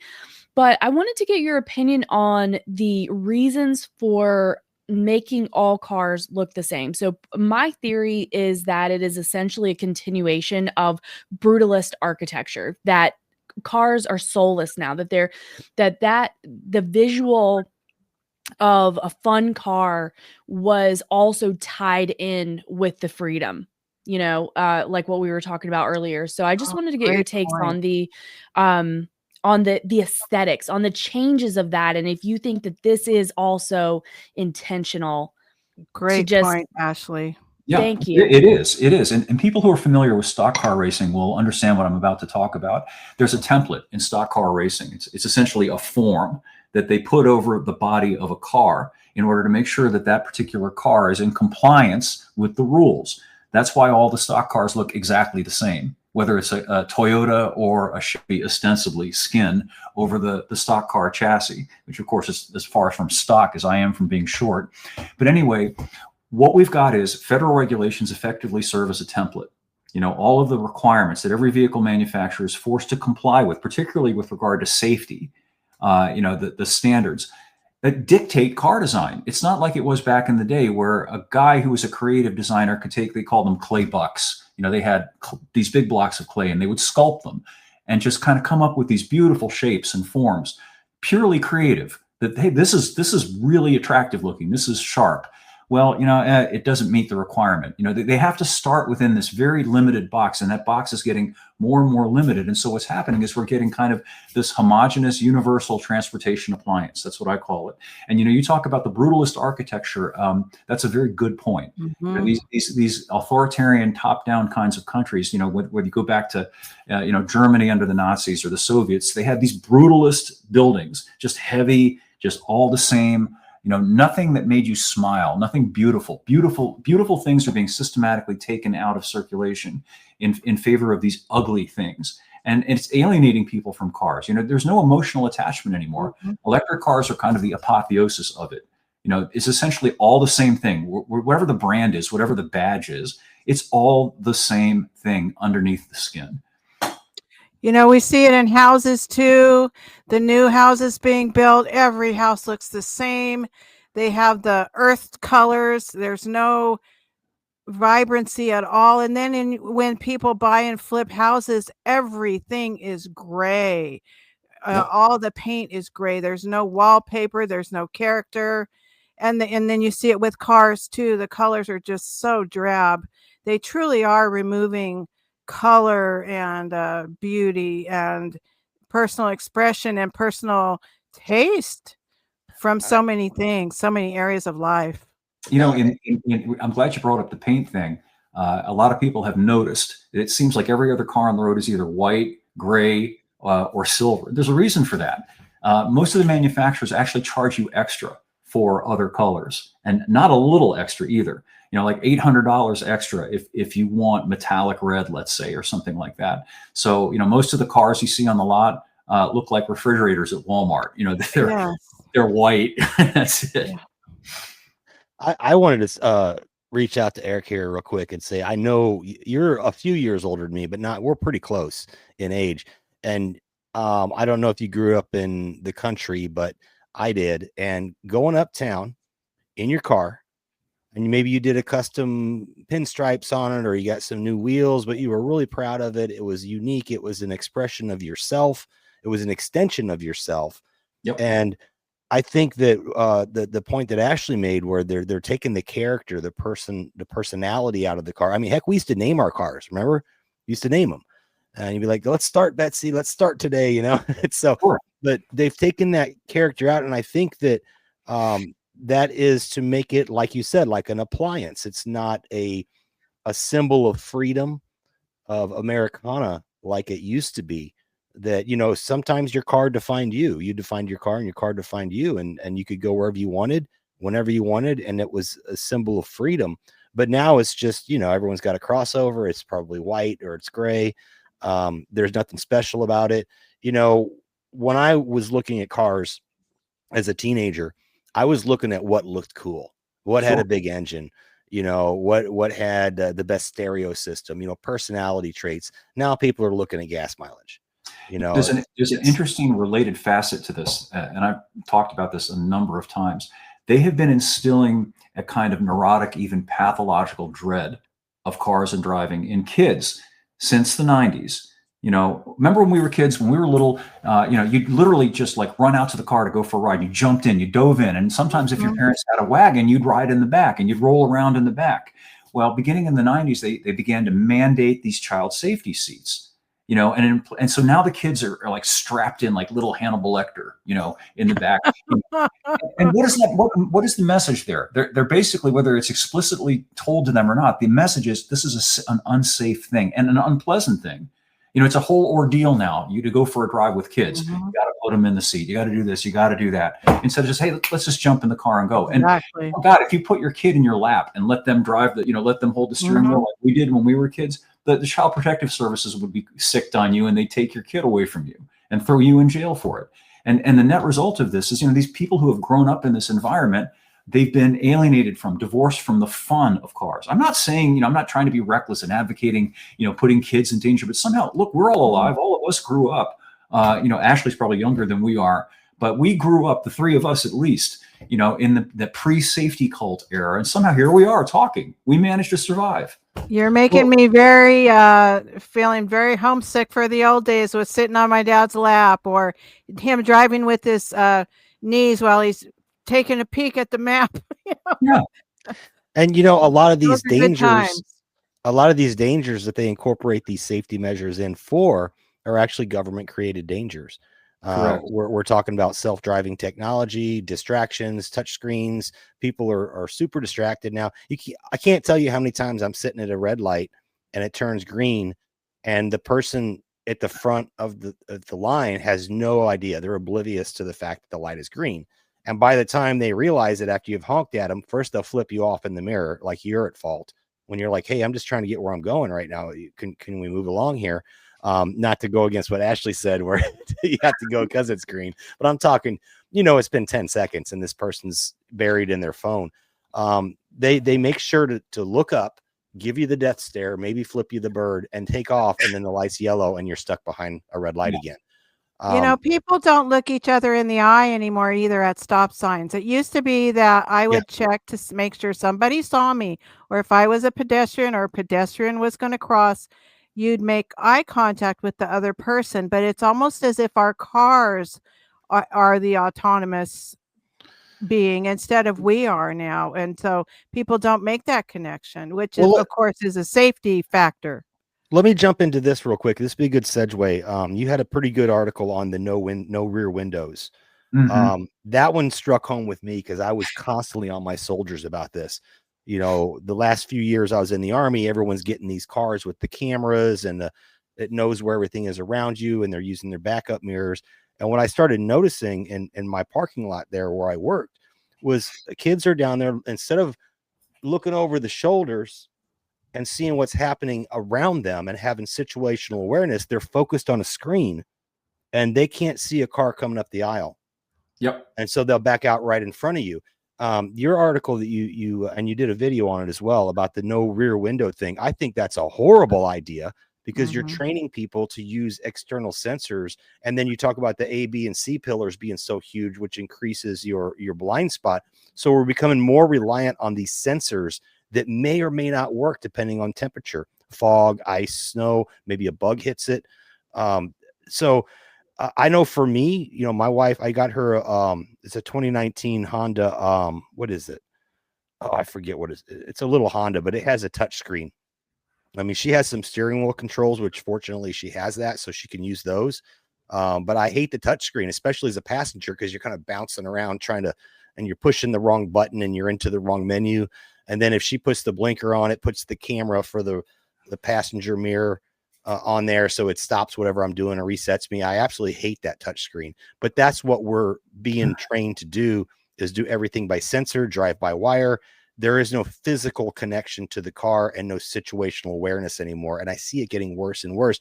And going back to my point is, I think this is why we have all the dangers and the accidents. And you had mentioned that the safety on average, the safety profile of driving has gotten worse with all the advent of this technologies that's supposed to make us safer. It's actually gotten worse. The accident rate is upticking for the first time in decades. And that's fascinating to me, given that, you know, all these new cars now have all this advanced driver safety equipment. You know, you'd think it would be the opposite, but in fact, it isn't, because again, it's encouraging passivity in people and poor driving habits. And there's something else about it too that is just so obvious, and yet it happens. So you're relying on this technology, and I've had this happen countless times. You're relying on technology. Well, I don't rely on it, but let's say you are. You're in a car and you're relying on the backup camera, and it's snowing outside, or there was an ice storm, or it's foggy. I live up in the mountains. It gets foggy a lot. So the cameras that are embedded outside the car, on the front and rear bumpers, they can't see anything. And the system just goes offline, and you'll get an indication in the gauge cluster saying that whatever the system isn't working right now. So if you have been trained to rely on that, now what? And presumptively, if the car isn't safe to drive when the safety system isn't working, then maybe you shouldn't drive at all. Maybe the car should just shut itself off, because now, the enfeebled driver can't deal with the situation, hasn't learned that old trick about turning around to look and see what's behind you, or even cracking open the door, which in a lot of new cars, you can't even do that. If you crack open the door to try to back up, believe it or not, the computer will throw the transmission into park if it's an automatic. I was unable, we were heading to my mom's in Iowa just after the time change happened. And my wife says, can you change my clock on my car? I wasn't able to change the time because we were moving. Right. It locks certain features out. Yeah, it locks features out. And I'm like, well, I'm a passenger here. Why can't I mess? So I had to wait till we stopped at a gas station and shut the car off to be able to change her clock. And the level of control that they have, and if I linked her phone, going back to what Karen was saying, if I linked my wife's phone up to that so she could play Pandora or whatever she wants to play on the thing, now you're giving control to the outside world of all those functions. I think it's worse than that. I was reminded, I made a note to myself to bring this up, and then I forgot, but now I've remembered. I was able to see this firsthand, so I can speak to it. The callousness of some of these people within the regulatory apparatus. When the airbag mandate, technically it's the supplemental restraint requirement, came online back in the 90s. The vehicle manufacturers sent engineers to talk to people at NHTSA, the National Highway Traffic Safety Administration, said, look, under the standards that you guys are imposing on us, these airbags, when they deploy, are going to kill people. They're going to kill kids, infants, older people, because of the force of the deployment. And they provided all the data and all the information. These regulatory people didn't care. In the words of Stalin, if you're going to make an omelet, you're going to have to crack some eggs. So, they are taking decisions away from us that are life and death in some cases, and deciding that it's worth it to put kids, old people, people of small stature at risk for things like airbags. Now, the next generation airbags had sensors in the seats and all of that to try to deal with that. They were perfectly willing to impose these airbags on us and put us at risk in the name of safety. And the same thing now happens with regard to these assistance technologies that are dependent upon cameras and so on in order to operate. And when they glitch and don't work, all of a sudden you've got a problem, because you've got a driver who doesn't know how to deal with certain situations, like backing up or parallel parking or keeping their car in the lane without the assistance. And that leads to all sorts of problems, like running guys like you and me, Jason, over on our motorcycles, because they're assuming that the car is going to notice that we're there and stop. Not the driver. Well, you did. We talked about this. One of the first episodes you ever came on with us, daytime running lights. That is a killer for motorcycle riders, because Absolutely. Now everybody has a light on. And I wonder if those systems that are monitoring, if they don't see motorcycles, because everyone's got their daytime and they're getting brighter and brighter. I think it was Karen mentioned that the lights are getting brighter and brighter and brighter. Good luck. My wife cannot drive at night anymore. She has astigmatism. And at night, it's like a glare, because these lights are so bright. And some of these lights, as a matter of fact, are scanning lasers. And I know you know this, Eric. There's some high-end cars out there that it's a laser that kind of scans real fast, and you can see it on a camera. You can see it flickering. That can't be good for your eyes. It can't be. And it makes it so bright that you can't see anything else outside of those two lights. I think, again, you want brighter lights so you can see better. But, why don't I just put my head on my high beams on as I'm going down the highway and blind everybody? That frequency of light is very damaging to the eyes. I don't think it's I wanted to ask about frequency that at all. Yeah, it's And these systems all rely on automatic high beam control, which is, in my experience, and I got a lot of experience driving new vehicles, it's not as fast to respond as your hand would be. You know, you can anticipate, for example, you know, say you're driving down a dark country road like where I live, and you can see up ahead another car is going to be coming at you. You can see it. So, you know, you turn off the high beams if you have them on. If you leave the vehicle to do it via the automated system, it'll wait until the other car is already there, you know, close up to you, and then it'll turn off the light. But of course, the driver of their car has already had that high intensity light flashed at their face. So, we've all dealt with this going down the road. You can see, you know, I'm blinded. Oh, now thank you for turning off the light, instead of anticipating the need to do it and do it before, you know, you burn out some other guy's retinas. Yeah, I have the same topography around here in the Ozarks as you have. And yeah, definitely you could see it coming around a curve or coming up over a hill. And it's just a courteous thing to dim your lights before they actually break that crest, because you know you're going to blind them, especially when you talk about deer running around. I mean, I almost hit some deer because I was blinded by some guy, and I couldn't see nothing but his headlights, and then he dimmed them, and all of a sudden there's some deer running across the road. This is only a couple months ago. I think, or one of the bad parts about it, is that it's making everybody hate everybody else, because the assumption is, oh, that dick, he's blinding me with his high beams, when he's just driving. You know, he's letting the car make the decisions, but the driver's getting blamed for the decisions made by the car. Right on. Ladies, anything on that? I know Joe Embriano, whatever your opinion may be about him, the Fullerton informer, he wears ski goggles at night so that he can see. Those lights are horrible. They're absolutely horrible. Get you some Bell and Howell anti-glare, military grade. None of this has our best interest at the center of it. They treat us like we're idiot children. You know, and instead of being competent adults, we can evaluate things. We can decide what makes sense for us in our particular circumstance. Instead, they think that they're wiser, smarter than we are, and they're going to make the decisions for us. And it's infantilizing, and it's insulting that we're, you know, this attitude that we're just too dumb to know what's best for us. So we have to be told what's good for us. And it seems to me that in many cases, that's actually what's happening, that we're moving toward being, as far as a citizenry of drivers, less it's a self-fulfilling drivers. Prophecy.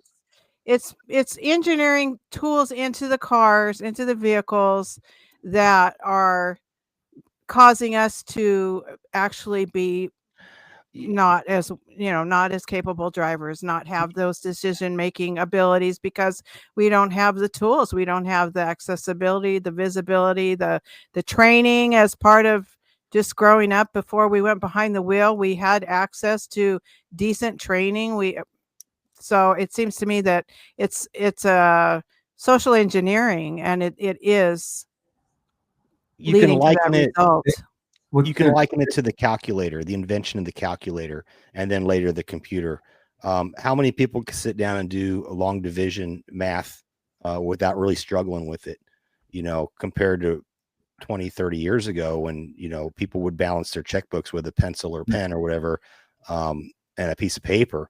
Now you got to have spreadsheets and calculators and all this other stuff. I see what you're saying. It's kind of like a self-fulfilling prophecy, where they slowly give us these tools that we don't really need, and it makes us less competent. And they're also initiative, discouraging people's exercise of judgment.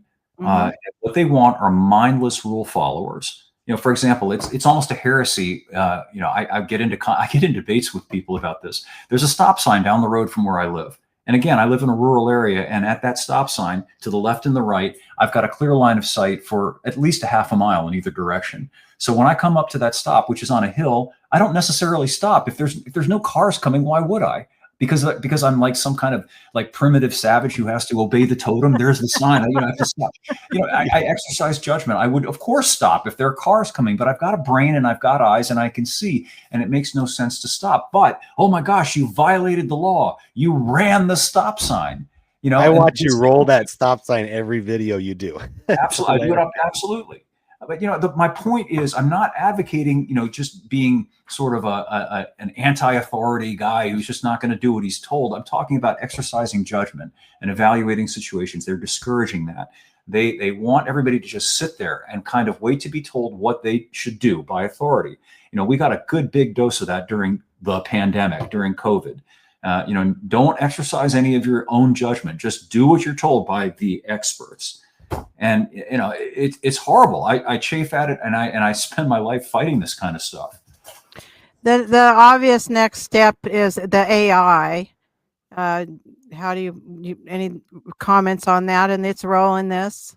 Yeah, actually, Paul Craig Roberts. You guys know Paul Craig Roberts? He was Reagan's one of Reagan's higher up officials. Good guy. I got to know him back in the day when I worked at the Washington Times, and he said that we need to go back to analog. That all this digital stuff, all this AI stuff, is going to wind up being the end of us. Most of us, anyway. I'm a big sci-fi guy. I love Frank Herbert's novels, Dune. And the whole theme of Dune is that humanity got to a point where they were facing kind of an existential threat by what he called the thinking machines. And he wrote that book back in the 60s. And what he meant by that is what we're dealing with right now, these AIs, this sentient, all-seeing panopticon. And there was this war against the thinking machines. And what came out of the war after the humans won it was sort of a new prime directive, which is that we'll do our own thinking. And that the one thing that we cannot tolerate is handing over that function to machines. And I think we're at that point. Yes. All of the benefits that we're getting supposedly from all this technology, I think, are increasingly and obviously far outweighed by the downsides of it. I couldn't agree more. I absolutely couldn't agree more. My motto is guard your humanity, and this is just another area where we're losing that agency, the agency of being a human being and making those decisions and taking that responsibility for ourselves. So real quick, to shift gears here, and I agree with you, Karen. I agree with you 100%. I play with the AI stuff a little bit, but yeah, humanity, we're losing it pretty quick. But Ashley, you had said that you wanted to talk to Eric a little bit about options. We were talking about all the negativity stuff, right? And where everything's going wrong. You want to throw your topics in the ring here and see if we can find some good options? Sure. I did want to talk to him. In all the conversations, we know that cars are becoming more and more homogenized with tech and looks and all that stuff. So if if someone was asking you for your opinion on cars that they could look to in this modern era or in the last 20 years, what recommendations would you provide? And do you think that there are still some car makers out there beside from the luxury brands that are actually putting, a little more character, like a little bit of that aesthetic that we talked about, or a little bit of consideration for the driver? Or is that totally impossible in today's highly regulated environment? Well, it's impossible in the United States. It's entirely possible elsewhere. I've written a number of articles about vehicles that you can buy outside the United States. A fine example of it is a little truck that Toyota makes called the Hilux Champ that they sell in other markets. And it starts at around $14,000, if you can imagine being able to buy a new truck.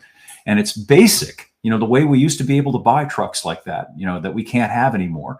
There's nothing about it that's unsafe. There's nothing about it that's dirty. It doesn't pollute. It just doesn't meet every jot and tittle of the current federal regulatory rigmarole. So we're not allowed to have access to vehicles like that anymore. So certainly it could be an option for us, but we're denied that option. Now, to get back to the first question that you asked, I'll preface it by saying, here's an interesting thing. For many decades, you'd hear new car salesmen tell you disingenuously about how when you buy that new vehicle, it's an investment. Of course it's not. It's a depreciating consumer appliance, and you're losing money on it. That kind of investment will bankrupt you pretty quickly. But now we're in this weird dynamic where older vehicles, like my O2 truck, vehicles that were made 15, 20 years ago, they actually are investments. They're actually holding their value, and in some cases, they're increasing their value, because as people clue in to what's going on with new cars, or just don't want the debt burden, these older vehicles are becoming desirable. It used to be people bought a new car because it was better than the car that they had. Now it's the opposite. the older car is better than the new car. You know, maybe the new car has a great stereo, but you know what? It's easy to put a great stereo in an older car. And you can often do that for a few $100. And as opposed to spending tens of $1,000s on the new car to get just to get the new stereo, along with all the other stuff that you don't want. So to get down to the nitty gritty of what you asked, there's sort of a sweet spot, which is roughly from the late 90s through about roughly 2010 or so.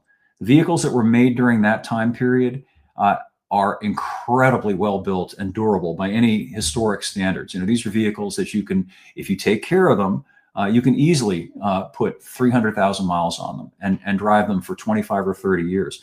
And now, even if you get one that has high miles, it's worth rehabbing it because of, you know, the cost is actually quite small relative to what you pay for a new vehicle. I'll give you an example. Going back to my little '02 Nissan pickup truck. If I needed to put a new or remanufactured engine in that thing and a transmission, along with a clutch, and rebuild the entire suspension to basically bring it to mechanically as new, I could do that for less than $15,000. The least expensive new truck you can buy right now is something like a Ford Ranger or a Chevy Canyon, and these things all start around 32. So, you know, again, do the math. And if I put the $15,000 into my truck, which I wouldn't even have to all at once, but now I've got a vehicle that will again last me another 25 or 30 years. So that is a way that you can avoid some of the problems that they're trying to impose on us with all this overtech, overpriced stuff that you're seeing at the new car dealer. And if I just had a follow-up question with that. So as far as that goes, is there any options for Americans to bring in a Hilux, or it's totally out of the question? The only way you can do it is to get an older model. There are exceptions made for, I think it's 1996 and older. You know, there are what are called JDM, Japanese domestic manufacturer vehicles. They're right-hand drive, you know, like in Japan. And there's a dealer in my area that specializes in these things. And they're really interesting and cool, you know, to go look at them. You know, Google or whatever browser you use, the JDM vehicles, and you can see the just array of stuff we're not allowed to have in this country. But yeah, it's super illegal. Like if I were to go to Mexico and pick up a Hilux Champ and somehow got it into the country, if they found out, you know, they would sick the hut crew on me and, you know, grab the vehicle and probably throw me in jail for it. It's that bad. I mean, it's like you can get in more trouble for just driving a car that isn't, you know, federally approved than for sticking up a 7-Eleven. Yeah, and there's a lot of people that make these ode to the Hilux videos online and are displaying the basically what was taken from us, really. That honestly they're like indestructible, not exactly, but that they are highly dependable and that we're not able to have them. So last thing before anyone else chimes in, but I just wanted to ask you. So, Monica Perez had said many years ago that Cash for Clunkers was a huge play at getting a lot of the vehicles that you just described off of the road, and that makes a lot of sense to me. So, the other question that I wanted to ask you is, what do you foresee? Or do you foresee another cleansing similar to that? So you have some people like Michael Burry right now. He just ended up closing his hedge fund for just private investing for himself, and that he's sort of repeating his rhetoric from The Big Short, right? That we may be coming up on the bubble bursting finally. And we've seen all this inflation in homes and cars and all the things, right? So if we are headed into another 2008 type scenario, do you see this exact same stimulus type program coming in to remove more of these cars off the road? Do you think that it simply will be a war of attrition, that just, you know, people may not be taking care of them? And do you foresee any other potentials that they could pull in order to severely limit this freedom of travel? Or will it simply just be after the generation, like a slow attrition for the new generation? Like we talked about, these kids aren't interested in driving the only cars that they know, or like the smart cars, that kind of thing. I think it is a combination of those factors. I think one of the great mistakes that they made when they began this push to get everybody into an electric car was to leave the alternatives still viable on the market and also in the possession of people. And I think what they're probably going to try to do, and I'm sure they've thought about this and how they're going to implement it, is say at a certain point that any vehicle, any older vehicle that doesn't have all of the advanced driver assistance technology is unsafe.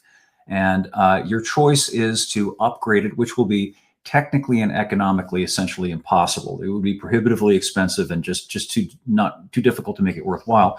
So if you don't do that, then you can keep the car, but you can't operate it on public roads any longer, on government roads, because it's unsafe. I foresee them doing something like that. They have done things or suggested things that they're going to do things like if you don't have an electric car, they're going to charge you some exorbitant polluter premium every year in order to be allowed to continue to drive your vehicle. They're doing these restrictive policies in Europe already. In a number of European cities, you can't drive a diesel-powered vehicle in certain areas. And it's all just bit by bit, piece by piece, incrementally designed to take away these alternatives. There's another thing in Europe, you may have read about this, where they will not permit the sale of parts that are for vehicles that are 15 years or older, in order to make it impossible to keep them on the road to service them. And I can see them doing something like that here. So, a thing you can do if you have an older vehicle like I have is to go out and buy and stockpile necessary spare replacement parts. Things like water pumps, things like alternators and so on, just to have them on hand, so that if they become unavailable, you'll still be able to keep your car running. But that doesn't mean they're going to not try to do other things to make it very, very difficult for us to continue to own and drive these things. That's something I've been saying. My wife and I just got her a used car. We bought it cash. And that's what I've been telling people since about 2012 or so, when I paid off our vehicles, the old trucks and whatnot. I said, look, what are you paying for a new car right now? You're paying $500, $600, $700. Now it's up to about $900 a month for a new car. And then you got to carry full coverage insurance on it. If it's a $60,000 car, it's a pretty hefty note. You're pretty much outpacing your mortgage payment with your car payment right now. I said, why don't you just go buy, scrape together $3,000 or $4,000, go buy yourself something with a broken water pump, and then go buy the water pump. And I've literally experienced this the last decade. I can experience a pretty major failure every month. Go to rockauto.com, get the part, replace it. I know not everybody can do that, but everyone has a friend who can, and it's still going to be cheaper for me to replace something major every month than to carry that new car payment. And eventually, as you alluded to, once all that's changed out, you pretty much got a new car.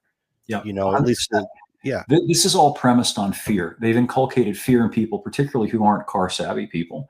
Oh my gosh, you have an older vehicle, it's out of warranty. You're just running the risk of something bad happening, and it could happen anytime. But it, generally speaking, is only going to happen every once in a while. So let's say that you go 11 months with nothing happening. You haven't made a car payment. So for 11 months, you can put money in the cookie jar. So come the 12 months, when you need a water pump, or even if you need something more involved than that, a major brake work or whatever, you can pay for it in cash. You don't have to, Exactly. put it on the credit card. It's just an economically losing proposition to make these humongous monthly payments rather than just put money away in the cookie jar for a rainy day. Well, here's something to think about with the newer cars, because people, how many people I know that have cars that are less than 2 years old that have already had major problems or major fees. A June bug hits that whatever sensor it is that keeps your lane assistant. All of a sudden, you don't know what's wrong with the car, so now you got to take it to the dealer, right? And then you have all those costs incurred if you don't have like the premium warranty and all that stuff. Just to find out what's wrong with it is going to cost you an arm and a leg, right? I've been test driving new cars every week for about 30 years now, since the 90s, and until quite recently, until about the last 5 years, never had any problems with brand new cars, because they're brand new cars. And not only are they brand new cars, I'm a journalist. These are press cars. They usually go through these things to make sure that everything is up to snuff before they hand them out to a journalist who's going to write about the thing, right? Well, I have glitchy new cars all the time. Something goes, sometimes the screen just goes dark for a little while, and then maybe it boots back up again. or some other random weird thing happens. And again, these are brand new cars. So you got to wonder what it's going to be like to drive one of these things, 5 years down the road, and it's out of warranty. And now the problem is sitting squarely in your lap. Yeah. And the weight, one of the things that I've been harping on, and you harp on it all the time, is the stuff that they add to this to make it a more complex system, more problematic system, adds to the weight considerably. When we're to double the curb weight now of vehicles compared to 20 years ago. And just out of personal experience, I live right off of old Route 66 here, right off the highway, off of 44, but I live off the service road. And for me to go onto the highway, there's an overpass right there where I can just go up the street, several hundred yards or whatever, and get on the highway. They had that bridge closed down for 2 months, and we couldn't figure out why it was closed down. We didn't see any construction going on, nothing going on like that. So we had to drive several miles down the road to the next overpass to be able to get on the highway, or just to get across the highway to the road ranger, the gas station over there. We'd have to go all the way around, right? And then all the way back. You know what it was?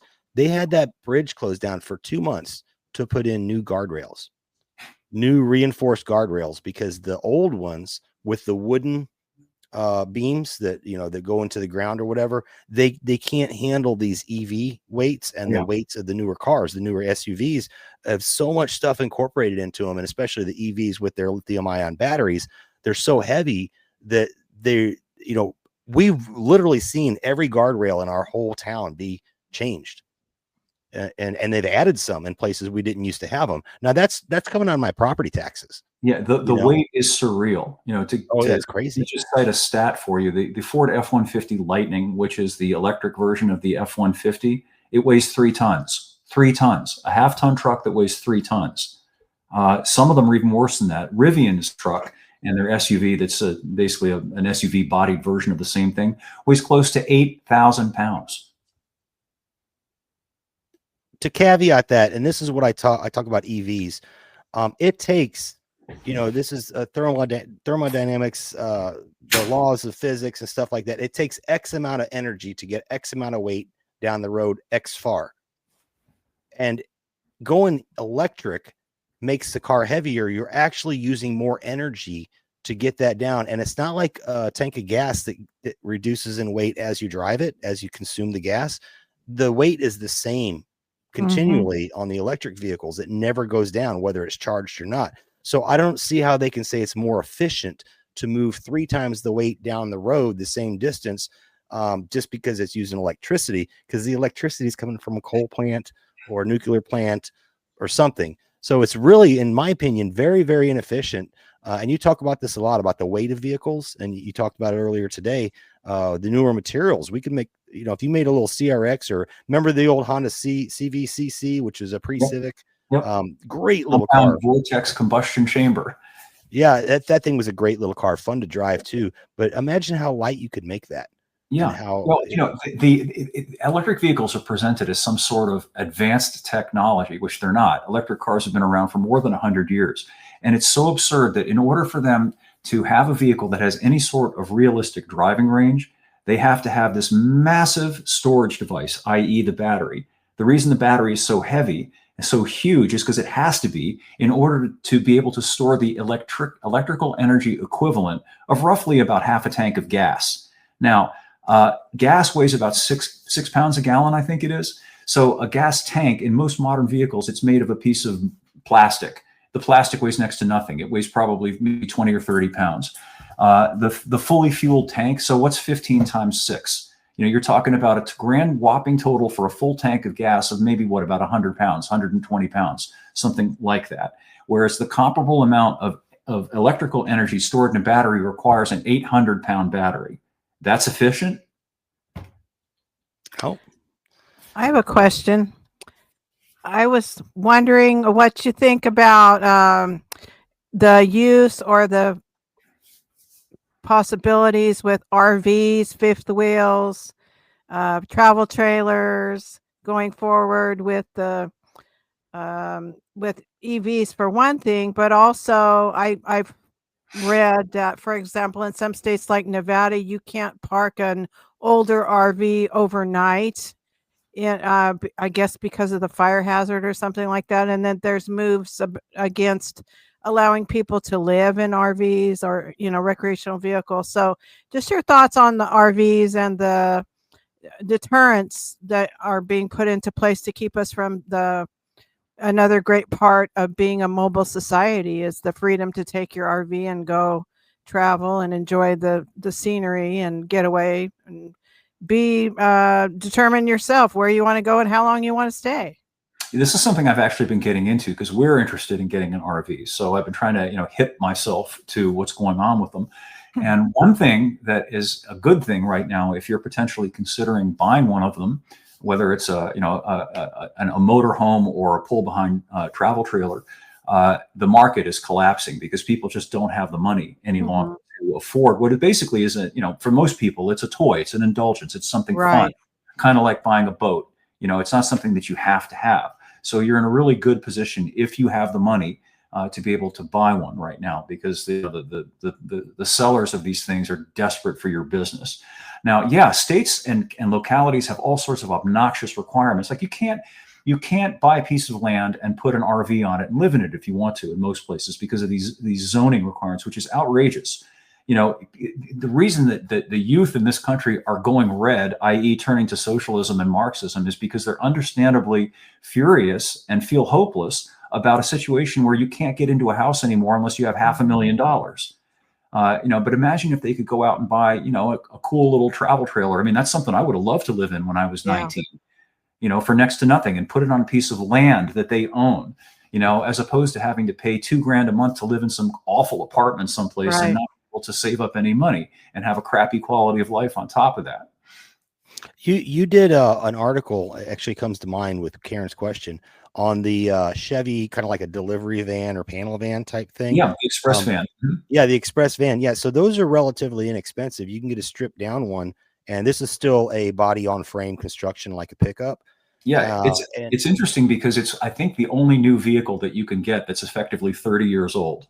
They've not done anything significant to change it in all these years. So it's still like vehicles were back then. And it comes, it's basically just empty on the inside, except for the driver and passenger seat. So you can configure it any way that you like. And if you wanted to use that as the basis for an RV, and lots of people do this, I know some people that did it.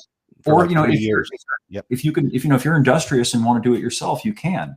And it tons of room. And if you're a contractor, if you have an electrical business or a plumbing business, guys who do that kind of stuff love these vehicles because, you can put shelving in it. You can do whatever you want. It's a pallet and you can make it whatever you want it to be. So it's one of the few actually useful and neat vehicles that you can still buy. That's new. What's the because I had some friends that did this for 3 years. It wasn't a Chevy. I think it was a Ford, but it was basically a delivery van that was stripped down, and they put a bed in there and little toilet, stuff like that, which they had to empty, which is kind of gross. But anyway, they got into it pretty cheap. They bought theirs used. But what's the sticker price on something new like that? Because that could both be a go back and forth to work van, plus it can be a go on vacation van or a bug out van. There's a great used market for RVs too. You can get very nice RVs that are used. Yeah, because a lot of people will buy them with the intention of, hey, we're gonna drive around the country, we're gonna do all this stuff, and it's kind of like motorcycles. Some guys will buy a motorcycle and their wife or girlfriend hates it, and so they never get to ride it, and it just sits there. And after a while, they look at it and say, you know what, we should just sell this thing. Same thing with the RVs and the travel trailers. I have one that was my parents' when they bought a new one. I have theirs, and it's gorgeous, and it could be a great apartment for one or two people. And then my mom has one that she traveled with my dad. And it would be wonderful for one person to live in that little one that she has too. So I think it's a great option, and it's too bad that that's being regulated so much. Go ahead with Jason's question. Oh yeah, well, okay. The new ones, I think they start in the high 30s or the low 40s. But if I were going to buy one, I'd be looking for one that's a couple of years old, because obviously you're going to not pay substantially less. And because these are kind of commercial grade and heavy duty vehicles, they're designed to pretty much last forever, and they will. So, buying one with 30 or 40,000 miles on it, it's like buying a new car, or even 100,000 miles, as long as it wasn't abused, if it was maintained correctly, and you can pick it up for, 40% less than what the person paid for it originally. Right on. And now with the RV thing, unfortunately, I went out to my mom's. You ladies did a great job last week, by the way. I got so many compliments on the show. I have an RV out there that I lived in for several months when I went to Georgia by myself. And like you said, Karen, I got mine. It's a 20-footer pull behind. I got it for 10,000 even, and it was really nice. I lived in it very comfortably for like 3 months. Probably would not want to live 2 people in it. Maybe we could, but I had to have my uniforms and army stuff and all that stuff, so it took up a lot of room. But I could pretty much live in that thing indefinitely. It unfortunately got destroyed by hail, so I can't even it's not even street legal to bring it out here back to Missouri because all the lights are knocked out on it and stuff. But I'll fix it up one day. But anyway, I forget where I was going with that. I just kind of just confirming that, yeah, the RV life is nice. I did know people that lived in a van. They got in pretty cheap. They did the work themselves. It was somewhat comfortable. What they did, and just a pro tip, they went to the Springs after they stayed with us for a while. They went to the Springs and they got a gym membership, and they were allowed to park in the parking lot there, and they would sleep and do their stuff, and then they had their shower and stuff like that in the gym. And it was a 24/7 let yourself in with a keypad, kind of like Tony Arterburn runs one of those down by Branson, where you can go in there 24/7. So you get off work, you come back, you take your shower in the gym, you come in the van, go to sleep, get up, do the same thing next day. So it's an option for young kids.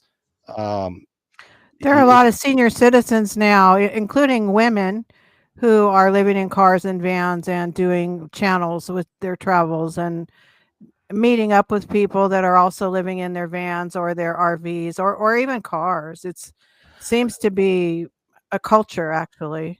It gives you flexibility and freedom, in my opinion, And that, I think, gets to our macro point here, which, is I wish we would just be left alone and we had alternatives and we could decide for ourselves what works best for us and let other people decide what works best for them, and everybody's happy. I mean, it's no skin off my nose if the guy down the road wants to live in an RV on his land. How is that hurting me? It isn't, and why should I go to the government and say, I don't think that guy should be living in his RV. I think we need to all mellow out and just mind our own business and stop being busybodies. Have a moon pie, 7-Up. But hey, I got one more thing I want to touch on, and then I'll throw it around the table for the ladies to add anything. But I did want to get to this. I want to pick on Elon here for a minute, because we are talking about he has grifted the most off of these regulations and kickbacks and subsidies.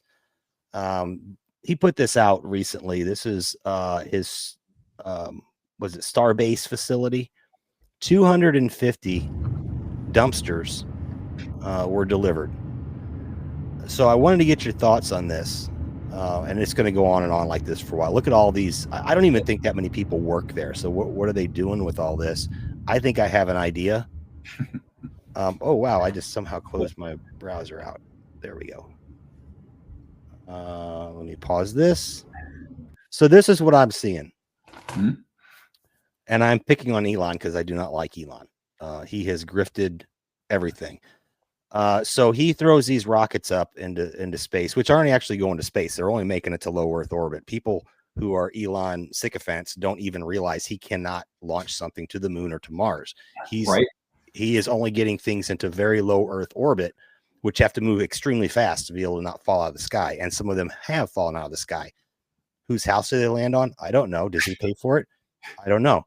But it was for a Starlink. So all this fancy stuff you see, he's not actually getting into space, and nobody realizes that. The other thing is, the other flip side of that is the carbon credit aspect. So let's take a look at all these 250 Cybertrucks that are parked there in the desert that are not going to be used. Maybe we can have some good homes for some raccoons to live in or whatever. But anyway, I'm looking at it like this. So he got massive subsidies in the form of carbon credit to offset his rocket stuff on the taxpayer dollars to build these. And then and we won't get into all that, but you had talked about the death of the EV and it's coming. But now what do you do with all these things that nobody wants? Well, he can get them at cost. And then you had mentioned about getting that subsidy from the government, but only if you make so much money type thing. I wonder how much money he got to produce these things, how much carbon credits he got towards his rocket thing to offset that carbon stuff. And then how much money is he getting for purchasing his own truck, which is already subsidized by the taxpayer. Well, he's got to do something with them because they're not selling. It's a lead belly flop. And so he's probably cleverly offloading them onto one of his government subsidized operations, and at least getting them out of the way and out of sight. Now, the carbon credits thing is really interesting because it built Tesla. And basically, he was able to use the government to extort the other manufacturers, which were placed in the position of either having to invest a lot of money in building their own electric vehicles, because only electric vehicles qualify under the government regulatory regime as, air fingers quotes, zero emissions vehicles. So rather than do that, what they could do is buy carbon credits from Elon Musk to satisfy the federal regulatory requirement. So effectively, Elon Musk was able to bleed all of the other manufacturers of wealth and capital to subsidize his EV grift. That's how Tesla made money, how it made its business. And then, of course, everybody talks about Tesla's market capitalization, its valuation by Wall Street. That's a function of the federal mandates, which create a market, again, air fingers quotes, for EVs. The presumption is, well, the federal government is going to effectively require electric vehicles to be the only vehicles that are available for sale.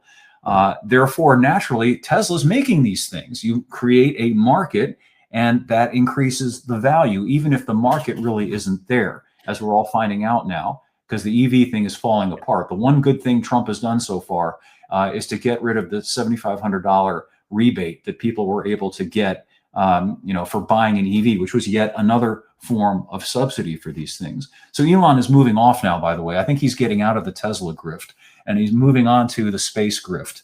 Well, he's got the Optimus, which I have something on, but him purchasing his own truck, and God, that's only one facility. God knows, I know that the military, at least the Army, were buying Teslas to use as their government-owned vehicles. So what we do see as far as EV sales is not true numbers. This is he just bought 250 of his own truck. Now, is that going to be lumped into the demand? Oh, people want them because we just sold 250 of them overnight. No, it was a grift. But let me get into this because I know we're running short on time. He's moving to the Optimus thing now, and I wanted to show this.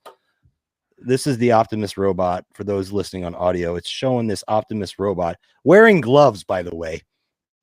Why is a robot wearing latex gloves? Okay, let's throw a diaper on its face too. Right. But here we go. So here's what he's promising. There's no audio on this, but it shows this Optimus robot doing some very, very delicate surgery. And I want to show you the reality.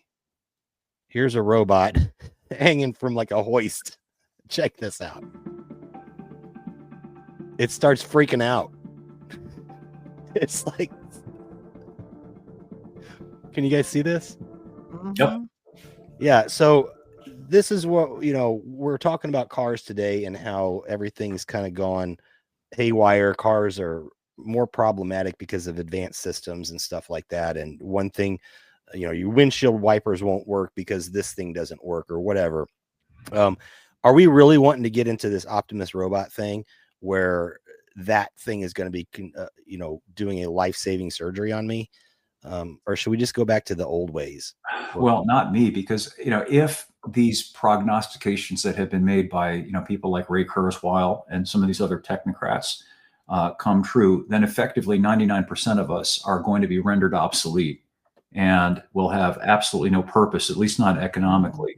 And what does that suggest? What's next? Well, is there going to be a campaign to just get rid of us useless eaters so that, the 1% who control the technocracy and control the AI and the machines can live this Elysian lifestyle where they have everything and the rest of us have absolutely nothing?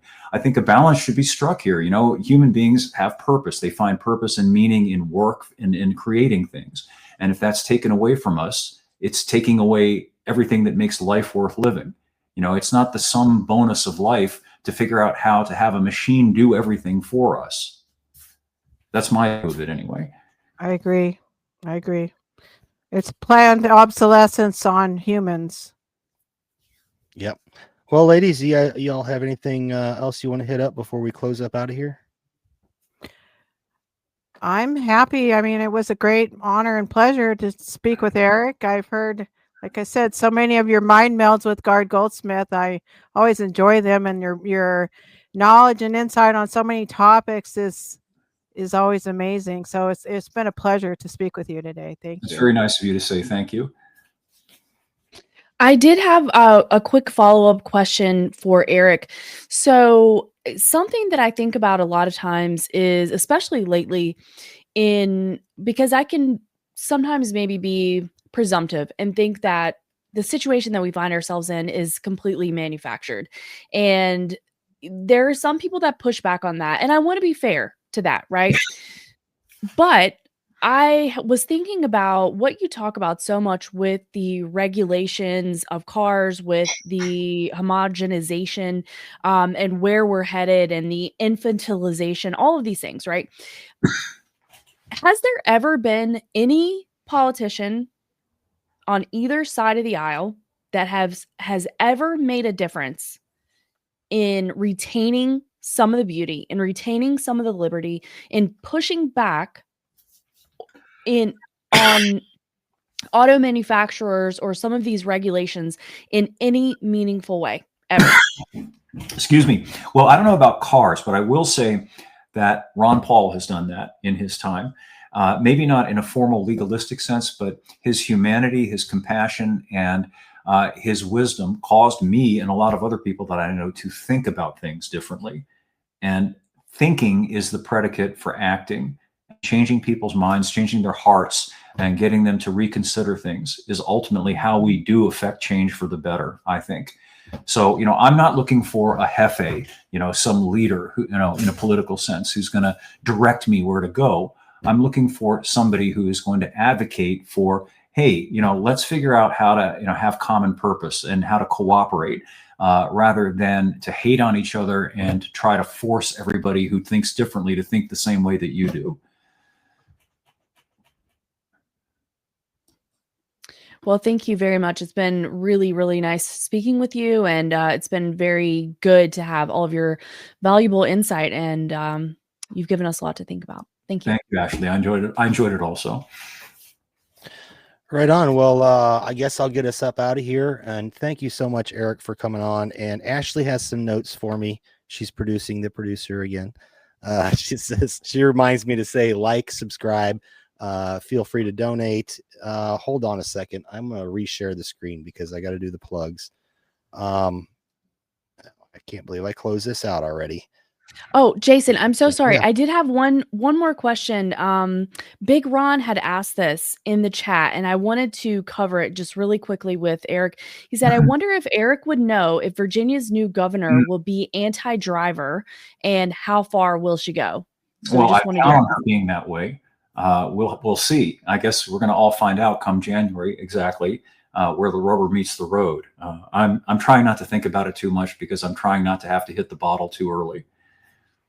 What about Donnie? I'm glad I don't live in New York City.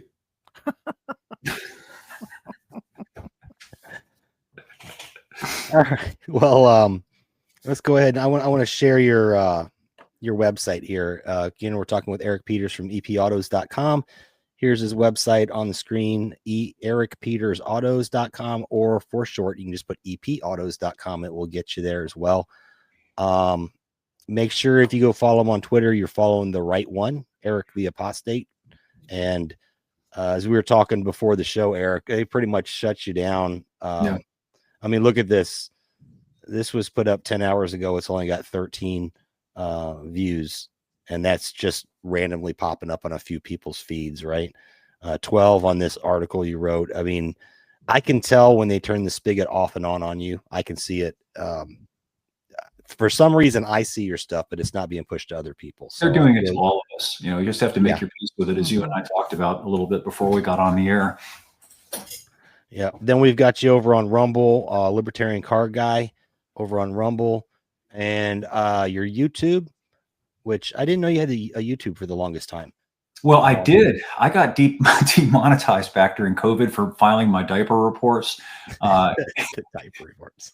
And, I was on Rumble for years, but like we talked about a little bit off the air, I just couldn't get anything going as far as monetization on Rumble. It's nice that they allow you to post videos without censorship, but, I wasn't making any money on it.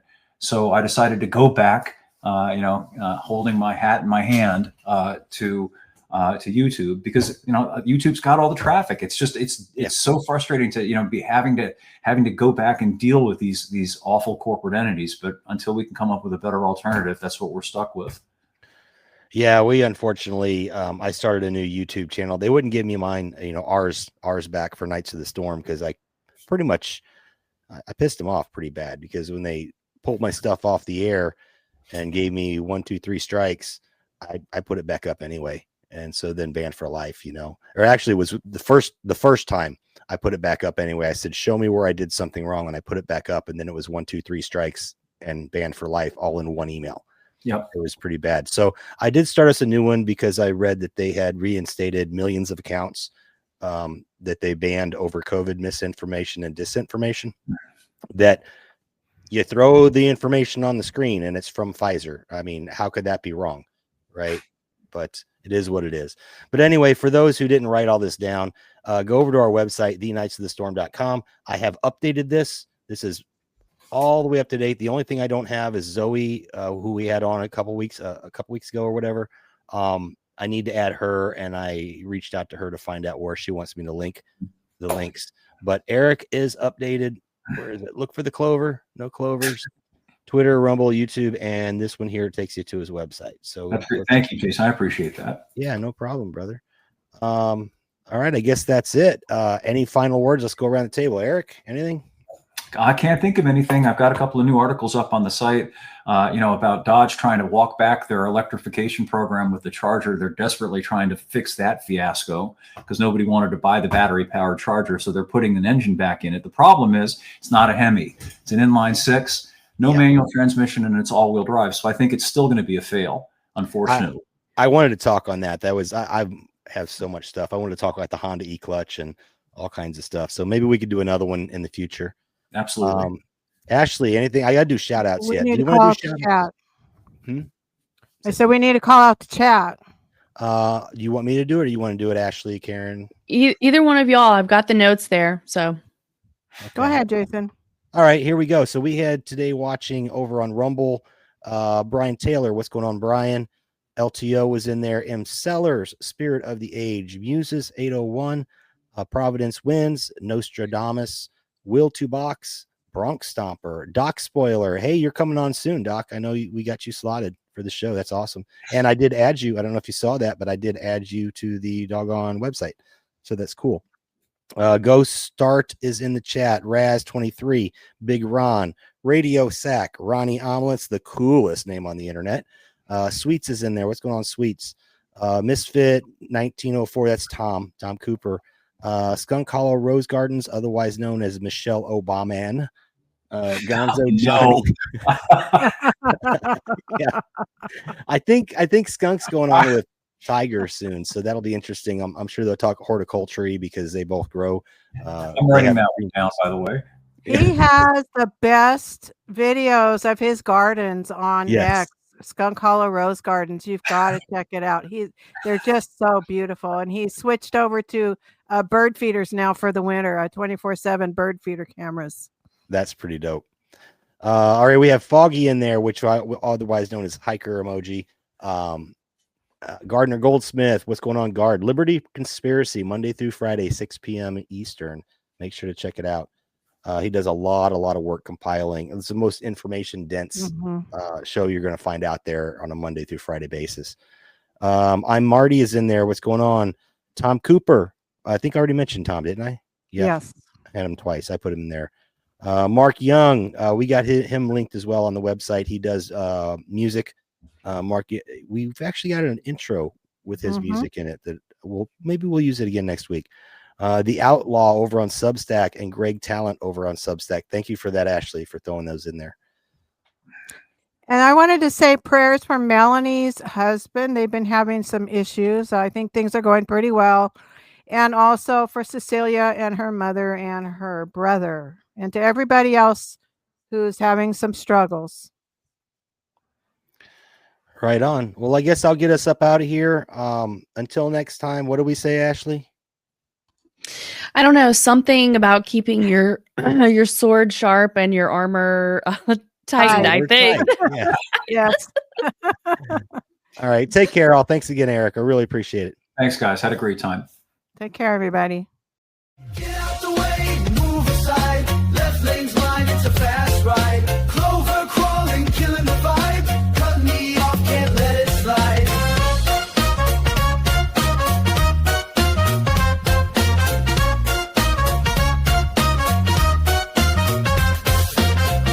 Brake lights flashing, hearts on fire.